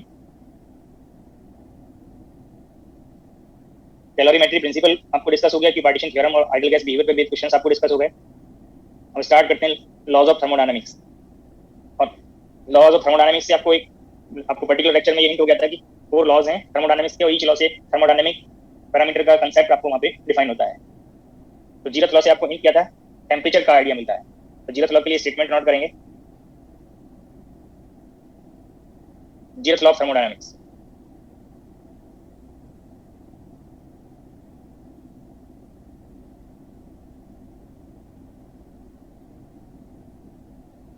If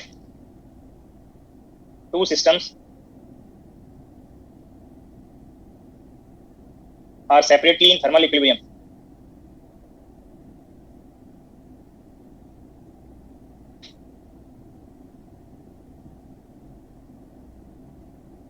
if 2 systems are separately in thermal equilibrium with third system,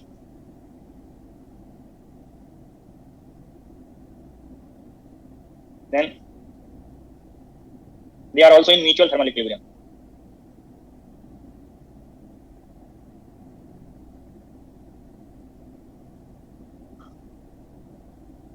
This is the statement for Zeroth law of thermodynamics. अगर आप 3 सिस्टम का रेफरेंस ले रहे हैं, ए बी सी का, ए सी के साथ थर्मल इक्विलिब्रियम में है, बी सी के साथ थर्मल इक्विलिब्रियम में है, जो आपको यहाँ पे स्टेटमेंट बताया 2 systems are separately in thermal equilibrium with third system। तो 3 सिस्टम का यहाँ पे रेफरेंस लिया है, ए सेपरेटली सी के साथ थर्मल इक्विलिब्रियम में है, बी सेपरेटली सी के साथ थर्मल इक्विलिब्रियम में है, तो ए और बी भी थर्मल इक्विलिब्रियम में होंगे। ये आपको जीरथ लॉ ऑफ थर्मोडायनामिक्स बताता है। और जीरथ लॉ पे या थर्मल इक्विलिब्रियम पे बेस्ड जो इंस्ट्रूमेंट है, आप थर्मोमीटर, बॉडी टेम्परेचर मेजर करने के लिए आप यूज करते हैं, वो थर्मल इक्विलिब्रियम पे बेस्ड होता है। आप जिस बॉडी का आपको टेम्परेचर मेजर करना होगा, उसको थर्मल कॉन्टैक्ट में आप थर्मोमीटर प्लेस करेंगे, थर्मोमीटर को बॉडी से हीट ट्रांसफर होगा, और हीट ट्रांसफर होने से चाहे एनालॉग हो या डिजिटल थर्मोमीटर हो, उसमें जो भी पार्ट हीट ट्रांसफर को मेजर करने के लिए यूज होगा, जैसे आप जो ओल्ड थर्मोमीटर होते हैं जिनमें मरकरी फिल होता है, तो मरकरी का लेवल रैपिडली रेज करता है हीट ट्रांसफर होने से। Less amount of heat transfer होगा तो उसका मोर अमाउंट में लेवल रेज करेगा, और जब तक हीट ट्रांसफर होता रहेगा मरकरी का लेवल रेज करता जाएगा। बट जब हीट ट्रांसफर स्टॉप हो जाएगा, और स्टॉप कब होगा, जब बॉडी का जो टेम्परेचर है और थर्मोमीटर में जो मरकरी का टेम्परेचर है वो टेम्परेचर सेम हो जाए। It means mercury body temperature से थर्मल इक्विलिब्रियम में आ जाए, और जब थर्मल इक्विलिब्रियम में आएगा तो हीट ट्रांसफर स्टॉप हो जाएगा, मरकरी का जो लेवल है वो सैचुरेट हो जाएगा। उस सैचुरेशन पॉइंट पे टेम्परेचर मेजरमेंट के लिए वहाँ पे नोटेशंस बने होंगे, तो उसके इक्विवेलेंट टेम्परेचर आप रीड कर लेते हैं, वो जीरथ लॉ या थर्मल इक्विलिब्रियम पे बेस्ड है। तो थर्ड लॉ, इस जीरथ लॉ ऑफ थर्मोडायनामिक्स से आपको टेम्परेचर का आइडिया मिलता है। These 3 systems अगर थर्मल इक्विलिब्रियम में है तो उनकी एक कोई कॉमन प्रॉपर्टी होगी, और that common property is known as temperature. So temperature को जीरथ लॉ के अकॉर्डिंग आप डिफाइन कर सकते हैं, the temperature is a thermodynamic property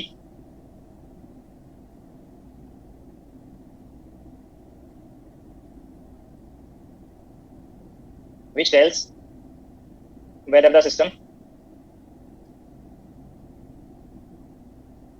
is in thermal equilibrium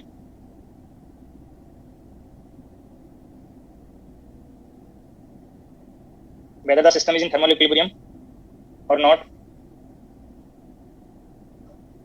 with another system.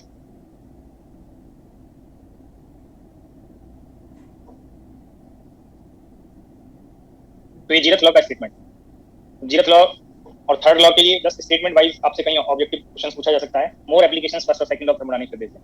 तो नेक्स्ट यहाँ पे नोट करते हैं first law of thermodynamics. First law of thermodynamics, first law of thermodynamics based on energy conservation.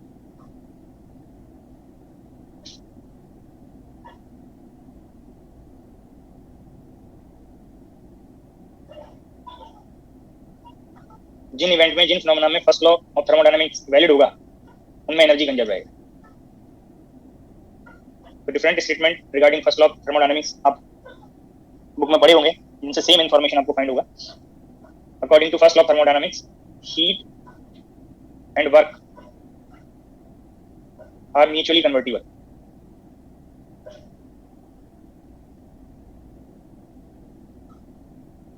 Means heat को आप work में और work को हीट में आप कन्वर्ट कर सकते हैं according to first law of thermodynamics. Second, इसमें आप mathematical form of first law of thermodynamics पढ़ते हैं, और mathematical form of first law of thermodynamics के लिए अगर आप किसी पर्टिकुलर सिस्टम को एक इनिशियल स्टेट से, इनिशियल इक्विलिब्रियम स्टेट से किसी अनदर फाइनल इक्विलिब्रियम स्टेट में मूव कराएंगे बाई डिफरेंट पाथ। सपोज यहाँ पे आप ये फर्स्ट पाथ के लिए इनिशियल से फाइनल में आप मूव करा रहे हैं, फिर कोई अनदर सेकंड पाथ से आप सिस्टम को मूव करा रहे हैं, थर्ड से मूव करा रहे हैं, मोर पाथ के थ्रू आप इसको मूव करा सकते हैं इनिशियल से फाइनल। मैंने सम पाथ यहाँ पे शो कर दिए। अब डिफरेंट पाथ के लिए सिस्टम को अगर आप हीट ट्रांसफर करेंगे तो first, second, third, fourth 5 path के लिए मैंने स्टार्टिंग में आपको हिंट किया कि हीट ट्रांसफर पाथ डिपेंडेंट होता है। तो दीज 5 पाथ में डिफरेंट अमाउंट में सिस्टम को आप हीट ट्रांसफर करेंगे। अगर ये पीवी डायग्राम ले रहे हैं तो पीवी डायग्राम से आपको ये कंफर्म हो गया कि area under the curve, work done different आएगा डिफरेंट पाथ के लिए। तो अगर सिस्टम को इनिशियल इक्विलिब्रियम स्टेट से किसी अनदर फाइनल इक्विलिब्रियम स्टेट में मूव करा रहे हैं तो डिफरेंट पाथ के लिए different amount of heat transfer होगा और डिफरेंट अमाउंट में वर्क डन करेगा सिस्टम। बट अगर दीज टू क्वांटिटीज का अगर आप डिफरेंस फाइंड करें, delta Q minus delta W, delta Q heat transfer and delta W work done, इसका जो डिफरेंस है वो सेम होगा फॉर ऑल पाथ।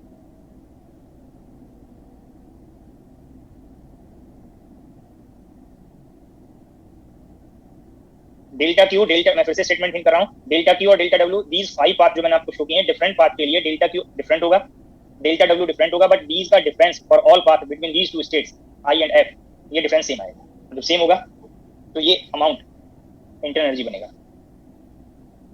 जो फर्स्ट लॉ का फॉर्म आप पढ़ते हैं, पहले ये फॉर्म होता है, फिर इसको delta Q is equal to delta U plus delta W में आप कन्वर्ट करते हैं। तो इसको स्टेटमेंट को आप नोट करेंगे second law of thermodynamics mathematical form, if an infinitesimal amount of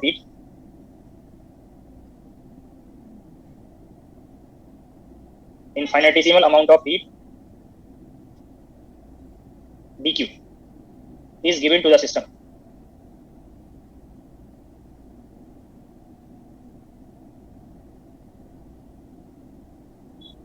some part of this heat is used to do some work and the remaining amount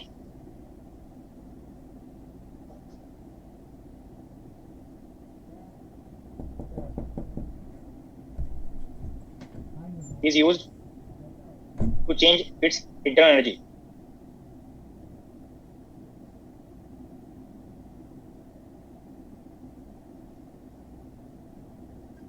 work done के लिए notation dw और change internal energy के लिए du। और मैंने आपको यहाँ पे भी हिंट किया कि एनर्जी कंजर्वेशन पे बेस्ड है। तो ये इनफाइनिटेसिमल नोटेशन के लिए जब आप du फाइंड करेंगे तो dq माइनस dw, ये डिफरेंस du बनेगा। जो आप बुक में फॉर्म पढ़ते हैं dq is equal to du plus dw, ये फॉर्म आप पढ़ते हैं। बट पहले ये फॉर्म फाइंड हुआ, उससे डेल्टा क्यू के लेफ्ट में नोट करके राइट साइड में du प्लस dw में कन्वर्ट किया है। तो this is the mathematical form of first law of thermodynamics. और यहाँ पे इसी स्टेटमेंट में मैंने आपको दीज का हिंट भी कर दिया कि dq heat given to the system है तो पॉजिटिव आएगा, dw work done by the system है तो पॉजिटिव है, और change in internal energy du है। अब इस कॉरस्पॉन्डिंग वो इंक्रीज और डिक्रीज होगा तो साइन आप इंक्लूड कर सकता है। But work done by the system कब पॉजिटिव होगा, किस साइन कन्वेंशन में पॉजिटिव होगा, वो आपको पहले बताया हुआ है। तो डिफरेंट साइन कन्वेंशन के लिए फर्स्ट लॉ ऑफ थर्मोडायनामिक्स के जो फॉर्म है वो डिफरेंट हो सकते हैं। ये जो फॉर्म आपको नोट कराया है du प्लस dw, वो इंजीनियरिंग साइन कन्वेंशन में है। ये सभी को रिकॉल हो रहा होगा, पहले साइन कन्वेंशन बताए हुए हैं। Work done by the system engineering sign convention में पॉजिटिव होता है, तब ये फर्स्ट लॉ का फॉर्म इंजीनियरिंग साइन कन्वेंशन में बनेगा। बट सम टाइम अगर आपको कोई आप बुक पढ़ें, ये फॉर्म भी फर्स्ट लॉ ऑफ थर्मोडायनामिक्स के लिए डिफाइन किया होगा, बट ये फॉर्म साइंटिफिक साइन कन्वेंशन में है। रीजन आपको पहले वर्क डन के लिए बताया हुआ। साइंटिफिक साइन कन्वेंशन में work done by the system negative होता है, तो ये अमाउंट पॉजिटिव बनेगा। बाकी आप चाहें कोई भी साइन कन्वेंशन का रिजल्ट यूज करें, ये डी क्यू अमाउंट सेम आएगा, डी यू अमाउंट सेम रहेगा।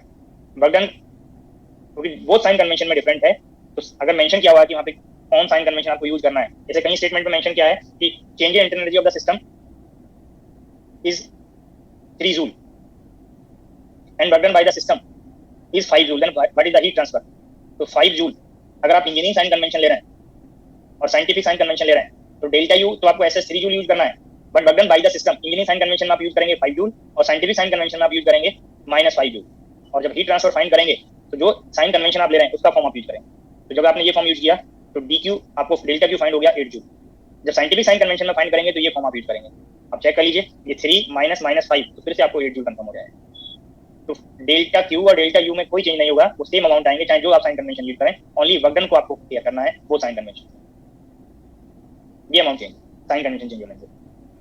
और यहाँ पे जो डी डब्ल्यू नोटेशन है उस क्वेश्चन के अकॉर्डिंग वहाँ पे कोई सिंगल वर्क हो सकता है, more than one form of आपको वर्क डन का नोटेशन इंक्लूड हो सकता है।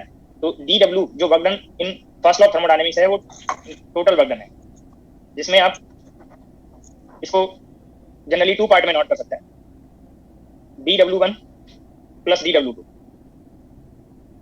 इसके अलावा भी कुछ और पार्ट हो सकता है, यहाँ पे ये total amount of work done होगा। मैंने 2 पार्ट में इसको नोट कर दिया, जो आगे कहीं रिक्वायर्ड होगा तो आप ये रेफरेंस लेके अप्लाई करेंगे। dw1 work done due to change in volume, इसमें आप pdv पार्ट यूज कर लेते हैं।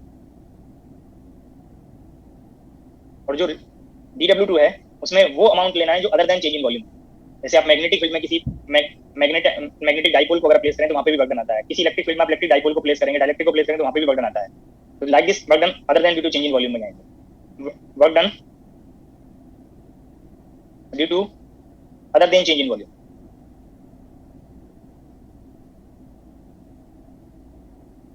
पर थोड़ा रिकॉल करें, जो मैंने यहाँ पे पॉइंट बताया आपके हैबिट में है कि आप इस वर्क डन को फर्स्ट लॉ ऑफ थर्मोडायनामिक्स में आप पीडीवी यूज कर रहे होंगे, बट ये ऑलवेज नहीं है, क्योंकि आपने मोस्टली जो सिस्टम स्टडी किए हैं वो गैसीय सिस्टम आपने यूज किए। और गैसीय सिस्टम के लिए अगर वहाँ पे गैस के मॉलिक्यूल्स वहाँ पे डाइपोल नहीं है, इलेक्ट्रिक डाइपोल वहाँ पे डाइपोल मोमेंट प्रेजेंट नहीं है, पोलराइज्ड पोलर मॉलिक्यूल नहीं है, नॉन पोलर है या नॉन मैग्नेटिक मॉलिक्यूल्स हैं, तब आप ये जो सेकंड वर्क डन होगा वो 0 हो जाएगा। और जब टोटल वर्क डन चेक करेंगे तो total work done only work done due to change in volume में कन्वर्ट करते हैं, तब आप पीडीवी पार्ट यूज कर लेते हैं या इंटीग्रल पीडीवी यूज कर लेते हैं डेल्टा डब्ल्यू पार्ट फाइंड करने के लिए। तो आपकी ये हैबिट में है कि जब भी वर्क डन होगा फर्स्ट लॉ में वो आप इंटीग्रल पीडीवी या पीडीवी यूज करेंगे, ऐसा नहीं है। क्योंकि आप जो पहले प्रैक्टिस किए हैं, जो मोस्टली आप एग्जांपल्स पढ़े हैं वो non magnetic non polar gases के लिए, नॉन पोलर मॉलिक्यूल्स के लिए अप्लाई किए हैं।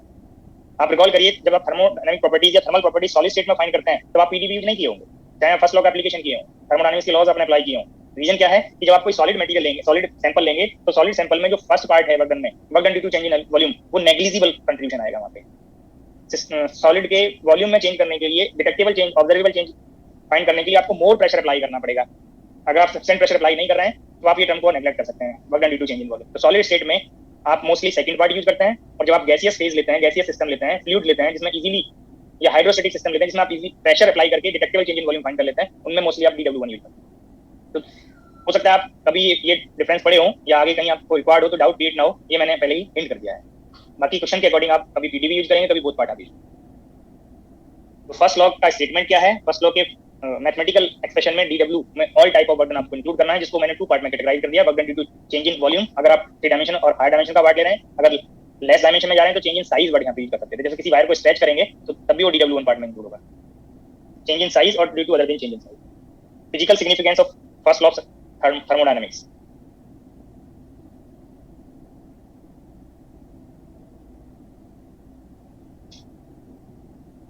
Physical significance of first law of thermodynamics. First law of thermodynamics signifies that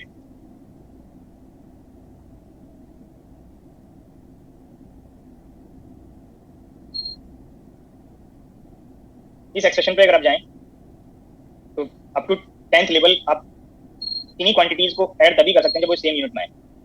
तो D U D W both का सेम यूनिट होगा और वही यूनिट डी क्यू पार्ट के लिए बनेगा। और यूनिट सेम होने का मतलब ये सेम पार्ट सेम टाइप की क्वांटिटीज है। तो यहाँ पे आप नोट कर सकते हैं according to first law of thermodynamics physical significance first law heat is some form of energy.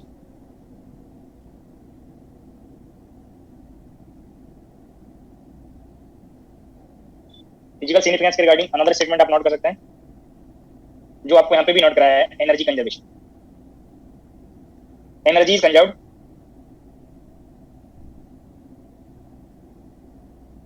In thermodynamic system.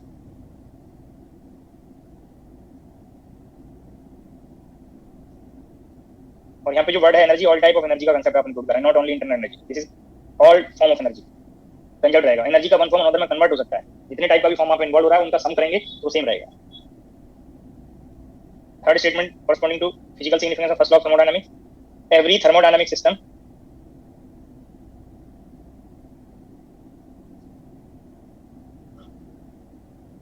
in a equilibrium state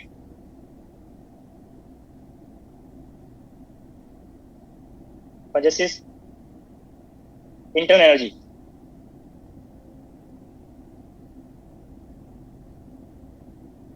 which is a function of that state।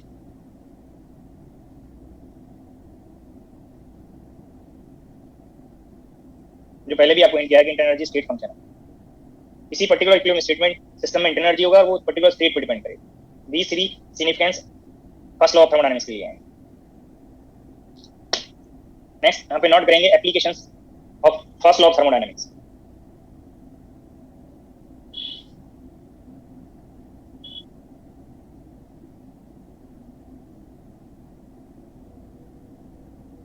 By using first law of thermodynamics, we can find the equation of state of thermodynamic system for a particular process।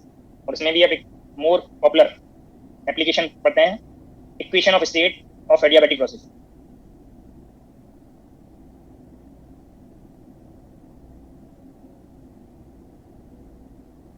इसी thermodynamic system के लिए आप equation of state of adiabatic process find कर सकते हैं। जिस system के लिए फाइंड करना है, जिस प्रोसेस के लिए फाइंड करना है, आपको वहाँ पे प्रोसेस का कंडीशन पता होगा। एडियाबैटिक प्रोसेस ले रहे हैं और यहाँ पे भी मैंने इसको इजी करने के लिए सिमिलर अप्रोच से किसी अनदर सिस्टम के लिए भी फाइंड कर लेंगे। अभी जो आपका मोर फेमिलियर सिस्टम है, आप आइडल गैस डिफरेंट मेथड से पढ़ते हैं, मोर रिजल्ट्स आइडल गैस के लिए आपको नोन होंगे। तो मैं यहाँ पे मेंशन कर रहा हूँ आइडल गैस। सिमिलर अप्रोच से फिर किसी अनदर पार्ट के लिए भी आप फाइंड कर सकते हैं। Equation of state for adiabatic process of an ideal gas.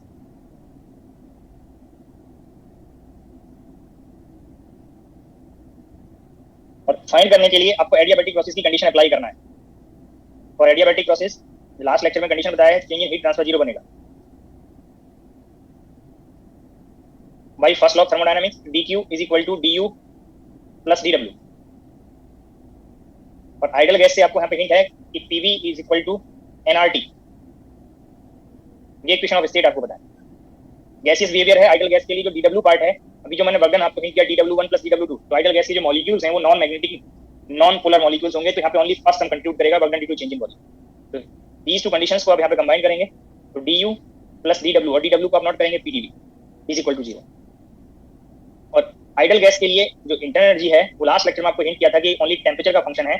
तो du change in internal energy आप यहाँ पे cv dt नोट कर सकते हैं। ओनली चेंज इन टेम्परेचर वाला कंडीशन आएगा, चेंज इन वॉल्यूम वाला कंडीशन यहाँ पे एक्सक्लूड हो जाएगा in terms of heat capacity at constant volume. तो cv dt plus pdv is equal to 0। अब यहाँ से इक्वेशन ऑफ स्टेट आप यहाँ पे यूज करेंगे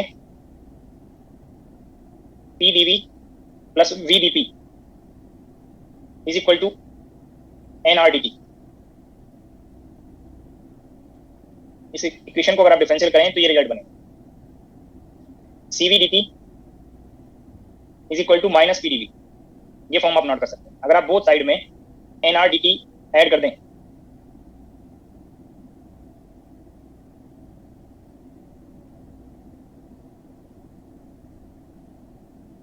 इस रिलेशन से हमको ये कंफर्म हो गया। ये पार्ट आप कंपेयर करिए, ये VDP में कन्वर्ट होगा। अगर आप मेयर फॉर्मूला का रेफरेंस लें आइडल गैस के लिए, Cp minus Cv is equal to NR, जो फर्स्ट लॉ से ये पार्ट भी आप ड्राइव कर सकते थे। तो यहाँ पे कंपेयर करिए, यहाँ से dt पार्ट कॉमन हो गया, cv plus nr dt is equal to vdp and this term is cp dt is equal to vdp। ये रिलेशन और ये रिलेशन को आप रेफरेंस लेंगे, इस रिलेशन से डिवाइड कर दें तो cp by cv dt part eliminate हो गया is equal to minus v by p dp by dv and this cp by cv अब gamma ratio of heat capacities. तो यहां से जब प्लेस करेंगे तो dv बाई v ये गामा फैक्टर, ये dv लेफ्ट में नोट कर लिया और राइट में फॉर्म बनेगा dp बाई p माइनस। अब ये फर्स्ट ऑर्डर डिफरेंशियल इक्वेशन, इस फर्स्ट ऑर्डर डिफरेंशियल इक्वेशन को आप इंटीग्रल करेंगे, गामा कांस्टेंट है,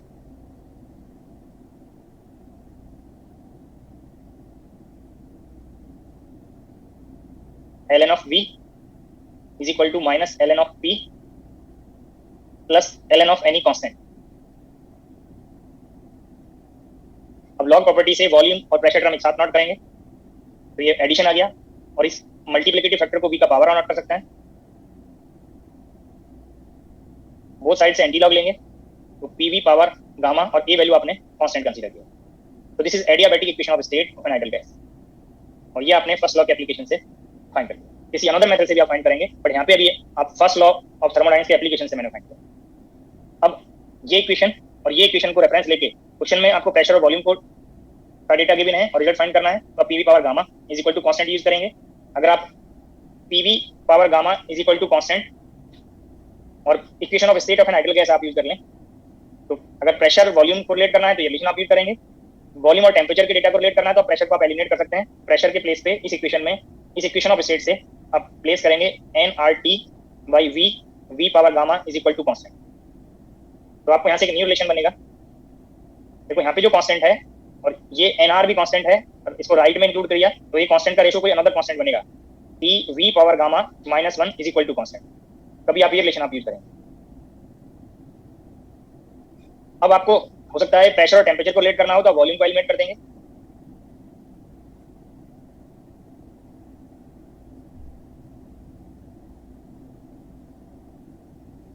तो p power 1 minus gamma p power gamma is equal to constant और लाइक दिस भी आप नोट कर सकते हैं p power 1 minus gamma by gamma is equal to constant.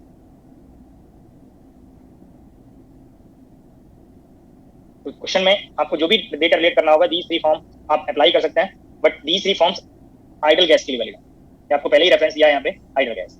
अगर आप किसी अनदर सिस्टम के लिए भी फाइंड करना चाहेंगे तो ये मेथड सेम रहेगा, ओनली ये इक्वेशन ऑफ स्टेट चेंज होने से ये रिलेशन चेंज हो जाएगा बट मेथड आपको कंफर्म होगा कि कैसे आपको फर्स्ट लॉ के एप्लीकेशन से इक्वेशन ऑफ स्टेट फाइंड करना। इसी में सेकंड एप्लीकेशन आप यूज कर सकते थे, मेयर फॉर्मूला को आप ड्राइव कर सकते हैं। मैं डेरिवेशन पार्ट हटा रहा हूँ तो डेरिवेशन इंपॉर्टेंट नहीं है, जैसे आपको पता होना चाहिए कि एप्लीकेशन फर्स्ट लॉ के एप्लीकेशन से आप रिजल्ट फाइंड कर सकते हैं। Cp minus Cv is equal to nr, ये हीट कैपेसिटी का डिफरेंस है, राइट में नंबर ऑफ मोल्स मैंने इंक्लूड किया है, ये आप ड्राइव कर सकते हैं। फर्स्ट लॉ के एप्लीकेशन से आप, मैंने पहले फ्री एक्सपेंशन आपको डिस्कस किया था, बेसिक कंसेप्ट डिस्कस करने के टाइम तो फ्री एक्सपेंशन मैंने बताया है। फ्री एक्सपेंशन आपको ये नोट कराया था, adiabatic expansion into vacuum.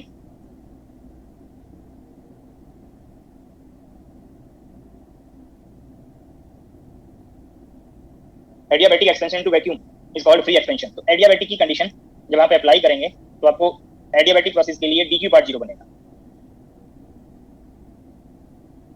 First law के एप्लीकेशन कर रहे हैं तो dq is equal to du plus pdv। For adiabatic process dq part 0 बनेगा और वैक्यूम पार्ट से प्रेशर एलिमिनेट हो गया, प्रेशर पार्ट 0 बनेगा परफेक्ट वैक्यूम के लिए, तो वर्क डन पार्ट एलिमिनेट हो गया। By using first law of thermodynamics यहाँ पे ये टर्म 0 है, ये टर्म 0 है, आपको ये कंफर्म हुआ फ्री एक्सपेंशन में du वैल्यू 0 बनेगा, चेंज इन इंटरनल एनर्जी 0 बनेगा, इंटरनल एनर्जी कांस्टेंट आएगा। ये आपको information first law of thermodynamics से मिलेगा फ्री एक्सपेंशन के लिए।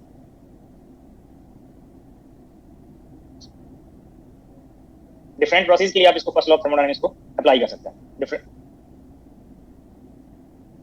सम एप्लीकेशंस आपको यहाँ पे मैंने नोट करा दिए free expansion adiabatic equation of state near formula का डेरिवेशन, और भी आप यहाँ पे एप्लीकेशन कर सकते हैं। तो फर्स्ट लॉ ऑफ थर्मोडायनेमिक्स के एप्लीकेशन में हीट ट्रांसफर के रिजल्ट्स, वर्क डन के रिजल्ट, ये automatically first law of thermodynamics में आपको इंक्लूड हो जाएंगे। प्रॉब्लम नोट करेंगे।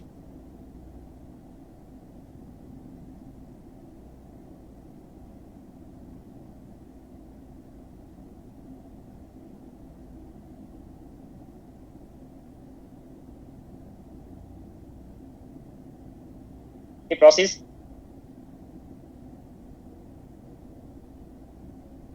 AB shown in figure.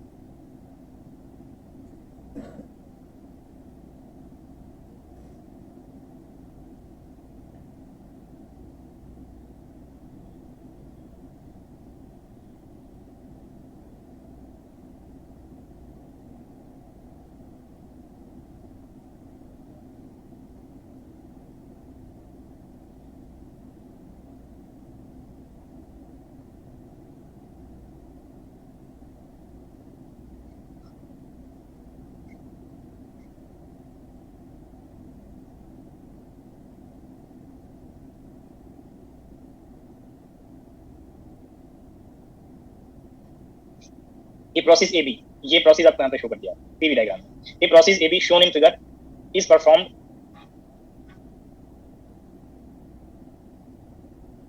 On A thermodynamic system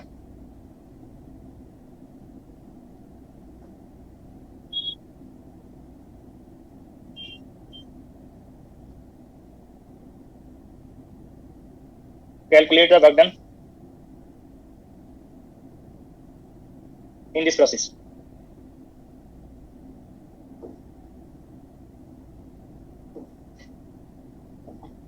हमको वर्क डन का डेफिनेशन पहले डिस्कस किया हुआ है,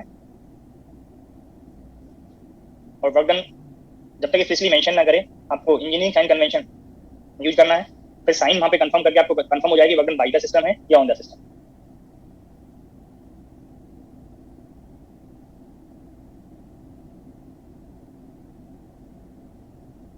ये अगर प्रेशर वॉल्यूम का एक्सप्रेशन आपको पता हो, रिलेशन पता हो, तो आप ये pressure in terms of volume place करके इंटीग्रल करके फाइंड करेंगे, और यही आपको पीवी डायग्राम के लिए हिंट किया था, एरिया अंडर द कर्व।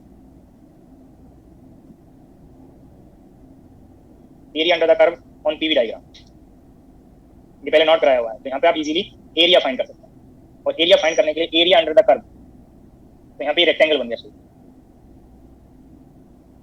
तो रेक्टेंगल का एरिया फाइंड करना, और रेक्टेंगल का एरिया आपको वन साइड रेक्टेंगल का पता है, ये 0 है, 0 और 30 इसका डिफरेंस किया तो 30 किलो पास्कल, और ये साइड आपको यहाँ पे पता है 30 - 10, ये 30 किलो पास्कल है, इसको किलो पास्कल को पास्कल में कन्वर्ट किया, और ये साइड मीटर क्यूब 30 - 10 ये 20 में कन्वर्ट हो गया, ये मीटर क्यूब में है, और pascal Newton per metre square होता है, तो ये रिजल्ट न्यूटन मीटर में कन्वर्ट हो गया।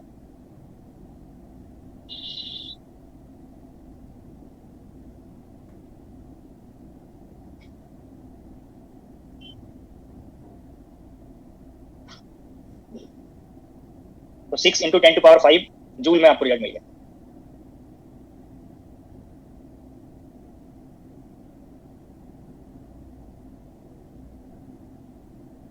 नेक्स्ट प्रॉब्लम नोट करेंगे।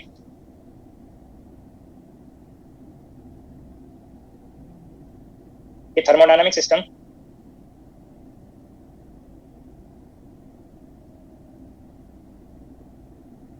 is taken through a cyclic process.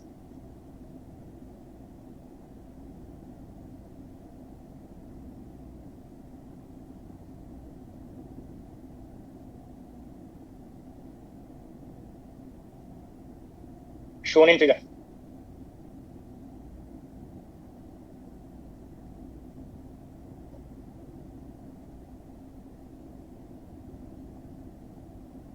The pressure in kilopascal, the volume in centimeter cube.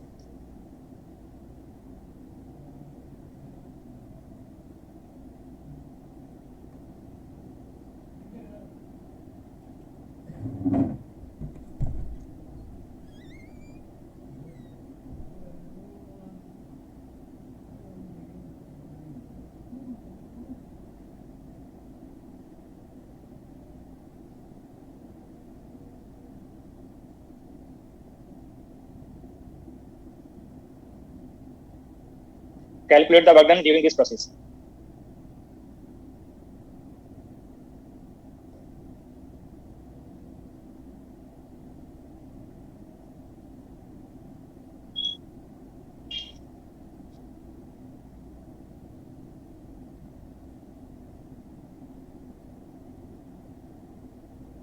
और वर्क डन फाइंड करेंगे तो साइक्लिक प्रोसेस के लिए आपको पहले नोट कराया हुआ है कि area enclosed by the cycle होता है, और ये भी आपको हिंट किया कि वर्क डन पॉजिटिव आएगा या नेगेटिव आएगा, तो आपको एरो की डायरेक्शन से कंफर्म हो जाना चाहिए कि पॉजिटिव आएगा। नोट कराया हुआ है कि अगर साइकिल क्लॉकवाइज ट्रेस करेंगे तो वर्क डन पॉजिटिव आएगा और एंटी क्लॉकवाइज ट्रेस करेंगे तो नेगेटिव आएगा।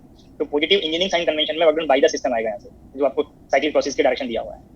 और अमाउंट फाइंड करने के लिए आप यहाँ पे रेक्टेंगुलर शेप है और रेक्टेंगुलर शेप के लिए आप एरिया आप फाइंड कर सकते हैं। तो ये साइड आपको फाइंड हो गया 20 - 10 kilo pascal multiplied by 300 - 100 centimetre cube, और इसको जूल में कन्वर्ट करने के लिए एमपीएस यूनिट में आप इसको कन्वर्ट कर लीजिए। तो ये 10 किलो पास्कल को पास्कल में कन्वर्ट किया 10⁻³ न्यूटन पर मीटर स्क्वायर, और ये 200 और सेंटीमीटर क्यूब को मीटर क्यूब में कन्वर्ट करेंगे तो 10⁻⁻⁶ मल्टीप्लाई करेंगे न्यूटन पर मीटर स्क्वायर, और यहाँ पे मीटर क्यूब तो न्यूटन मीटर जो जूल में कन्वर्ट होगा।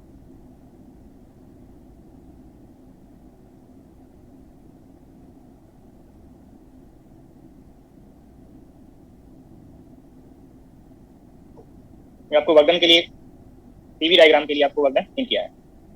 लेक्चर 130 से 330 तक है, टाइम हो गया है। नेक्स्ट लेक्चर सर 4 से है। Yes sir, 4 to 5:30।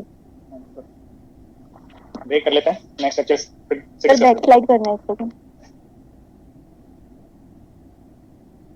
Okay sir. Sir इसमें किलो पास्कल को हमने किस में कन्वर्ट किया है? पास्कल में।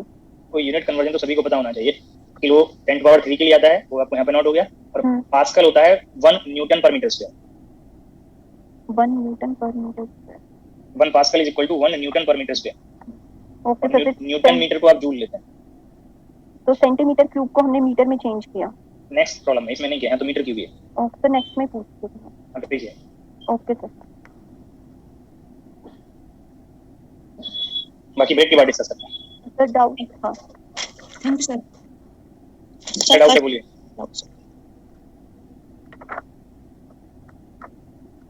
सर बस वो पहले वाले क्वेश्चंस में डाउट आए थे, उनका मैं अपने आप पढ़ के सर कल आपसे डाउट ले सकती हूँ उन क्वेश्चंस। कौन से क्वेश्चन में? सर वो कैलोरीमेट्री प्रिंसिपल पे था।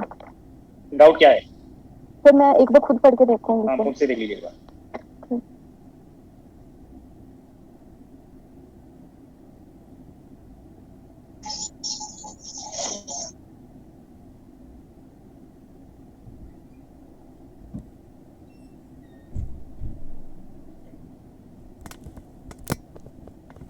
Hello sir.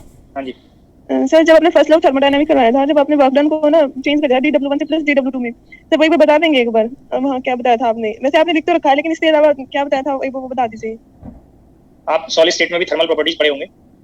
ग्रेजुएशन लेवल पे आप फर्स्ट लॉ के एप्लीकेशन से आप हीट ट्रांसफर फाइंड किए होंगे, कभी चेंज इन एनर्जी फाइंड किए होंगे, वर्क डन कैलकुलेट किए होंगे। तो जस्ट मैं आपको हिंट करा था कि आप लोग थोड़ा रीजन नहीं सर्च करते, आप रट लेते हैं। जब रट लेते हैं तो जब किस पार्ट को कहाँ पे अप्लाई करना है वो भूल जाता है। अगर मैं ये सजेस्ट नहीं करता तो मोस्टली कैंडिडेट यहाँ पे वर्क डन को पीडीवी ही यूज करते हैं। बट वो पीडीवी कब होता है? जब आप चेंज इन वॉल्यूम कर रहे हो तभी तो पीडीवी का कंडीशन आएगा। बट यही फर्स्ट लॉ का एप्लीकेशन अगर आप सॉलिड स्टेट में करें, जो आप ग्रेजुएशन या पीजी लेवल पे पढ़े भी होंगे, किसी कंडक्टिंग मटेरियल की थर्मल प्रॉपर्टीज फाइंड करने के लिए, लेटिस के लिए थर्मल प्रॉपर्टीज फाइंड करने के लिए, सुपर कंडक्टर के केस में, वहाँ पे आप ये वर्क डन को आप कभी हो सकता है एम डीबी यूज किए हों प्लस और माइनस, या हो सकता है बी डीएम यूज किए हों, कभी पोलराइजेशन और इलेक्ट्रिक फील्ड के टर्म्स में रिजल्ट नोट किए हों, या डी डीपी ये वर्क डन के प्लेस पे यूज किए होंगे। क्या यहाँ पे चेंज इन वॉल्यूम आया? No sir. तो ये, और वहाँ पे हो सकता है कि किसी केस में दोनों पार्ट कंट्रीब्यूट कर रहे हो तो पीडीवी और माइनस एमडीवी नोट किए हो। तो ये आपको कंफर्म होना चाहिए पहले से कि कब क्या पार्ट लेना है। मैंने हिंट किया कि जब सॉलिड सैंपल आपने कंसीडर किया तो सॉलिड सैंपल पे आप प्रेशर, मोर प्रेशर अप्लाई करेंगे तभी डिटेक्टेबल आएगा। बट अगर आपने प्रेशर का कंसेप्ट वहाँ पे नहीं लिया, ओनली सिर्फ मैग्नेटिक फील्ड और इलेक्ट्रिक फील्ड में जो वर्क डन है वो आप इंक्लूड करें, तो ये एक्सक्लूड कर देंगे लोग। ये नेग्लिजिबल हो या आप प्रेशर वाला पार्ट नहीं ले रहे हैं, तब ये DW2 वहाँ पे टोटल वर्क डन बन जाएगा। जब आप गैसियस या फ्लूइड केस लेते हैं, fluid means a material that have property to flow, तो सॉलिड तो फ्लो नहीं करेगा, ओनली लिक्विड और वेपर फ्लो कर सकते हैं। तो फ्लूइड वर्ड के साथ भी आपको ये हो सकता है कि ये टर्म अगर वहाँ पे मेंशन नहीं किया है कि मैग्नेटिक मॉलिक्यूल्स हैं या पोलर मॉलिक्यूल्स हैं या कोई इलेक्ट्रिक और मैग्नेटिक फील्ड का स्टेटमेंट में हिंट नहीं है, तो आपको ये ऑटोमेटिकली आइडिया हो गया कि वहाँ पे सिर्फ ये पार्ट कंप्यूट करेगा प्रॉब्लम में। अगर ये इसके लिए कोई डेटा नहीं दिया है तो आप तब पीडीवी यूज कर लेते हैं। बट जब आप कोई बुक पढ़ेंगे और वहाँ पे थर्मोडायनामिक्स के लॉज का एप्लीकेशन किया होगा, तब आपको डाउट क्रिएट होगा कि हम फर्स्ट लॉ ऑफ थर्मोडायनामिक्स में तो ज्यादातर वर्क डन पीडीबी पढ़ाए थे, तो उसको एलिमिनेट करने के डाउट को एलिमिनेट करने के लिए मैंने इसको हिंट किया कि फर्स्ट लॉ ऑफ थर्मोडायनामिक्स में जो वर्क डन है वो टोटल वर्क डन है, जिसको all type of work done को दीस टू क्लास में कैटेगराइज कर सकते हैं। Okay sir, thank you sir.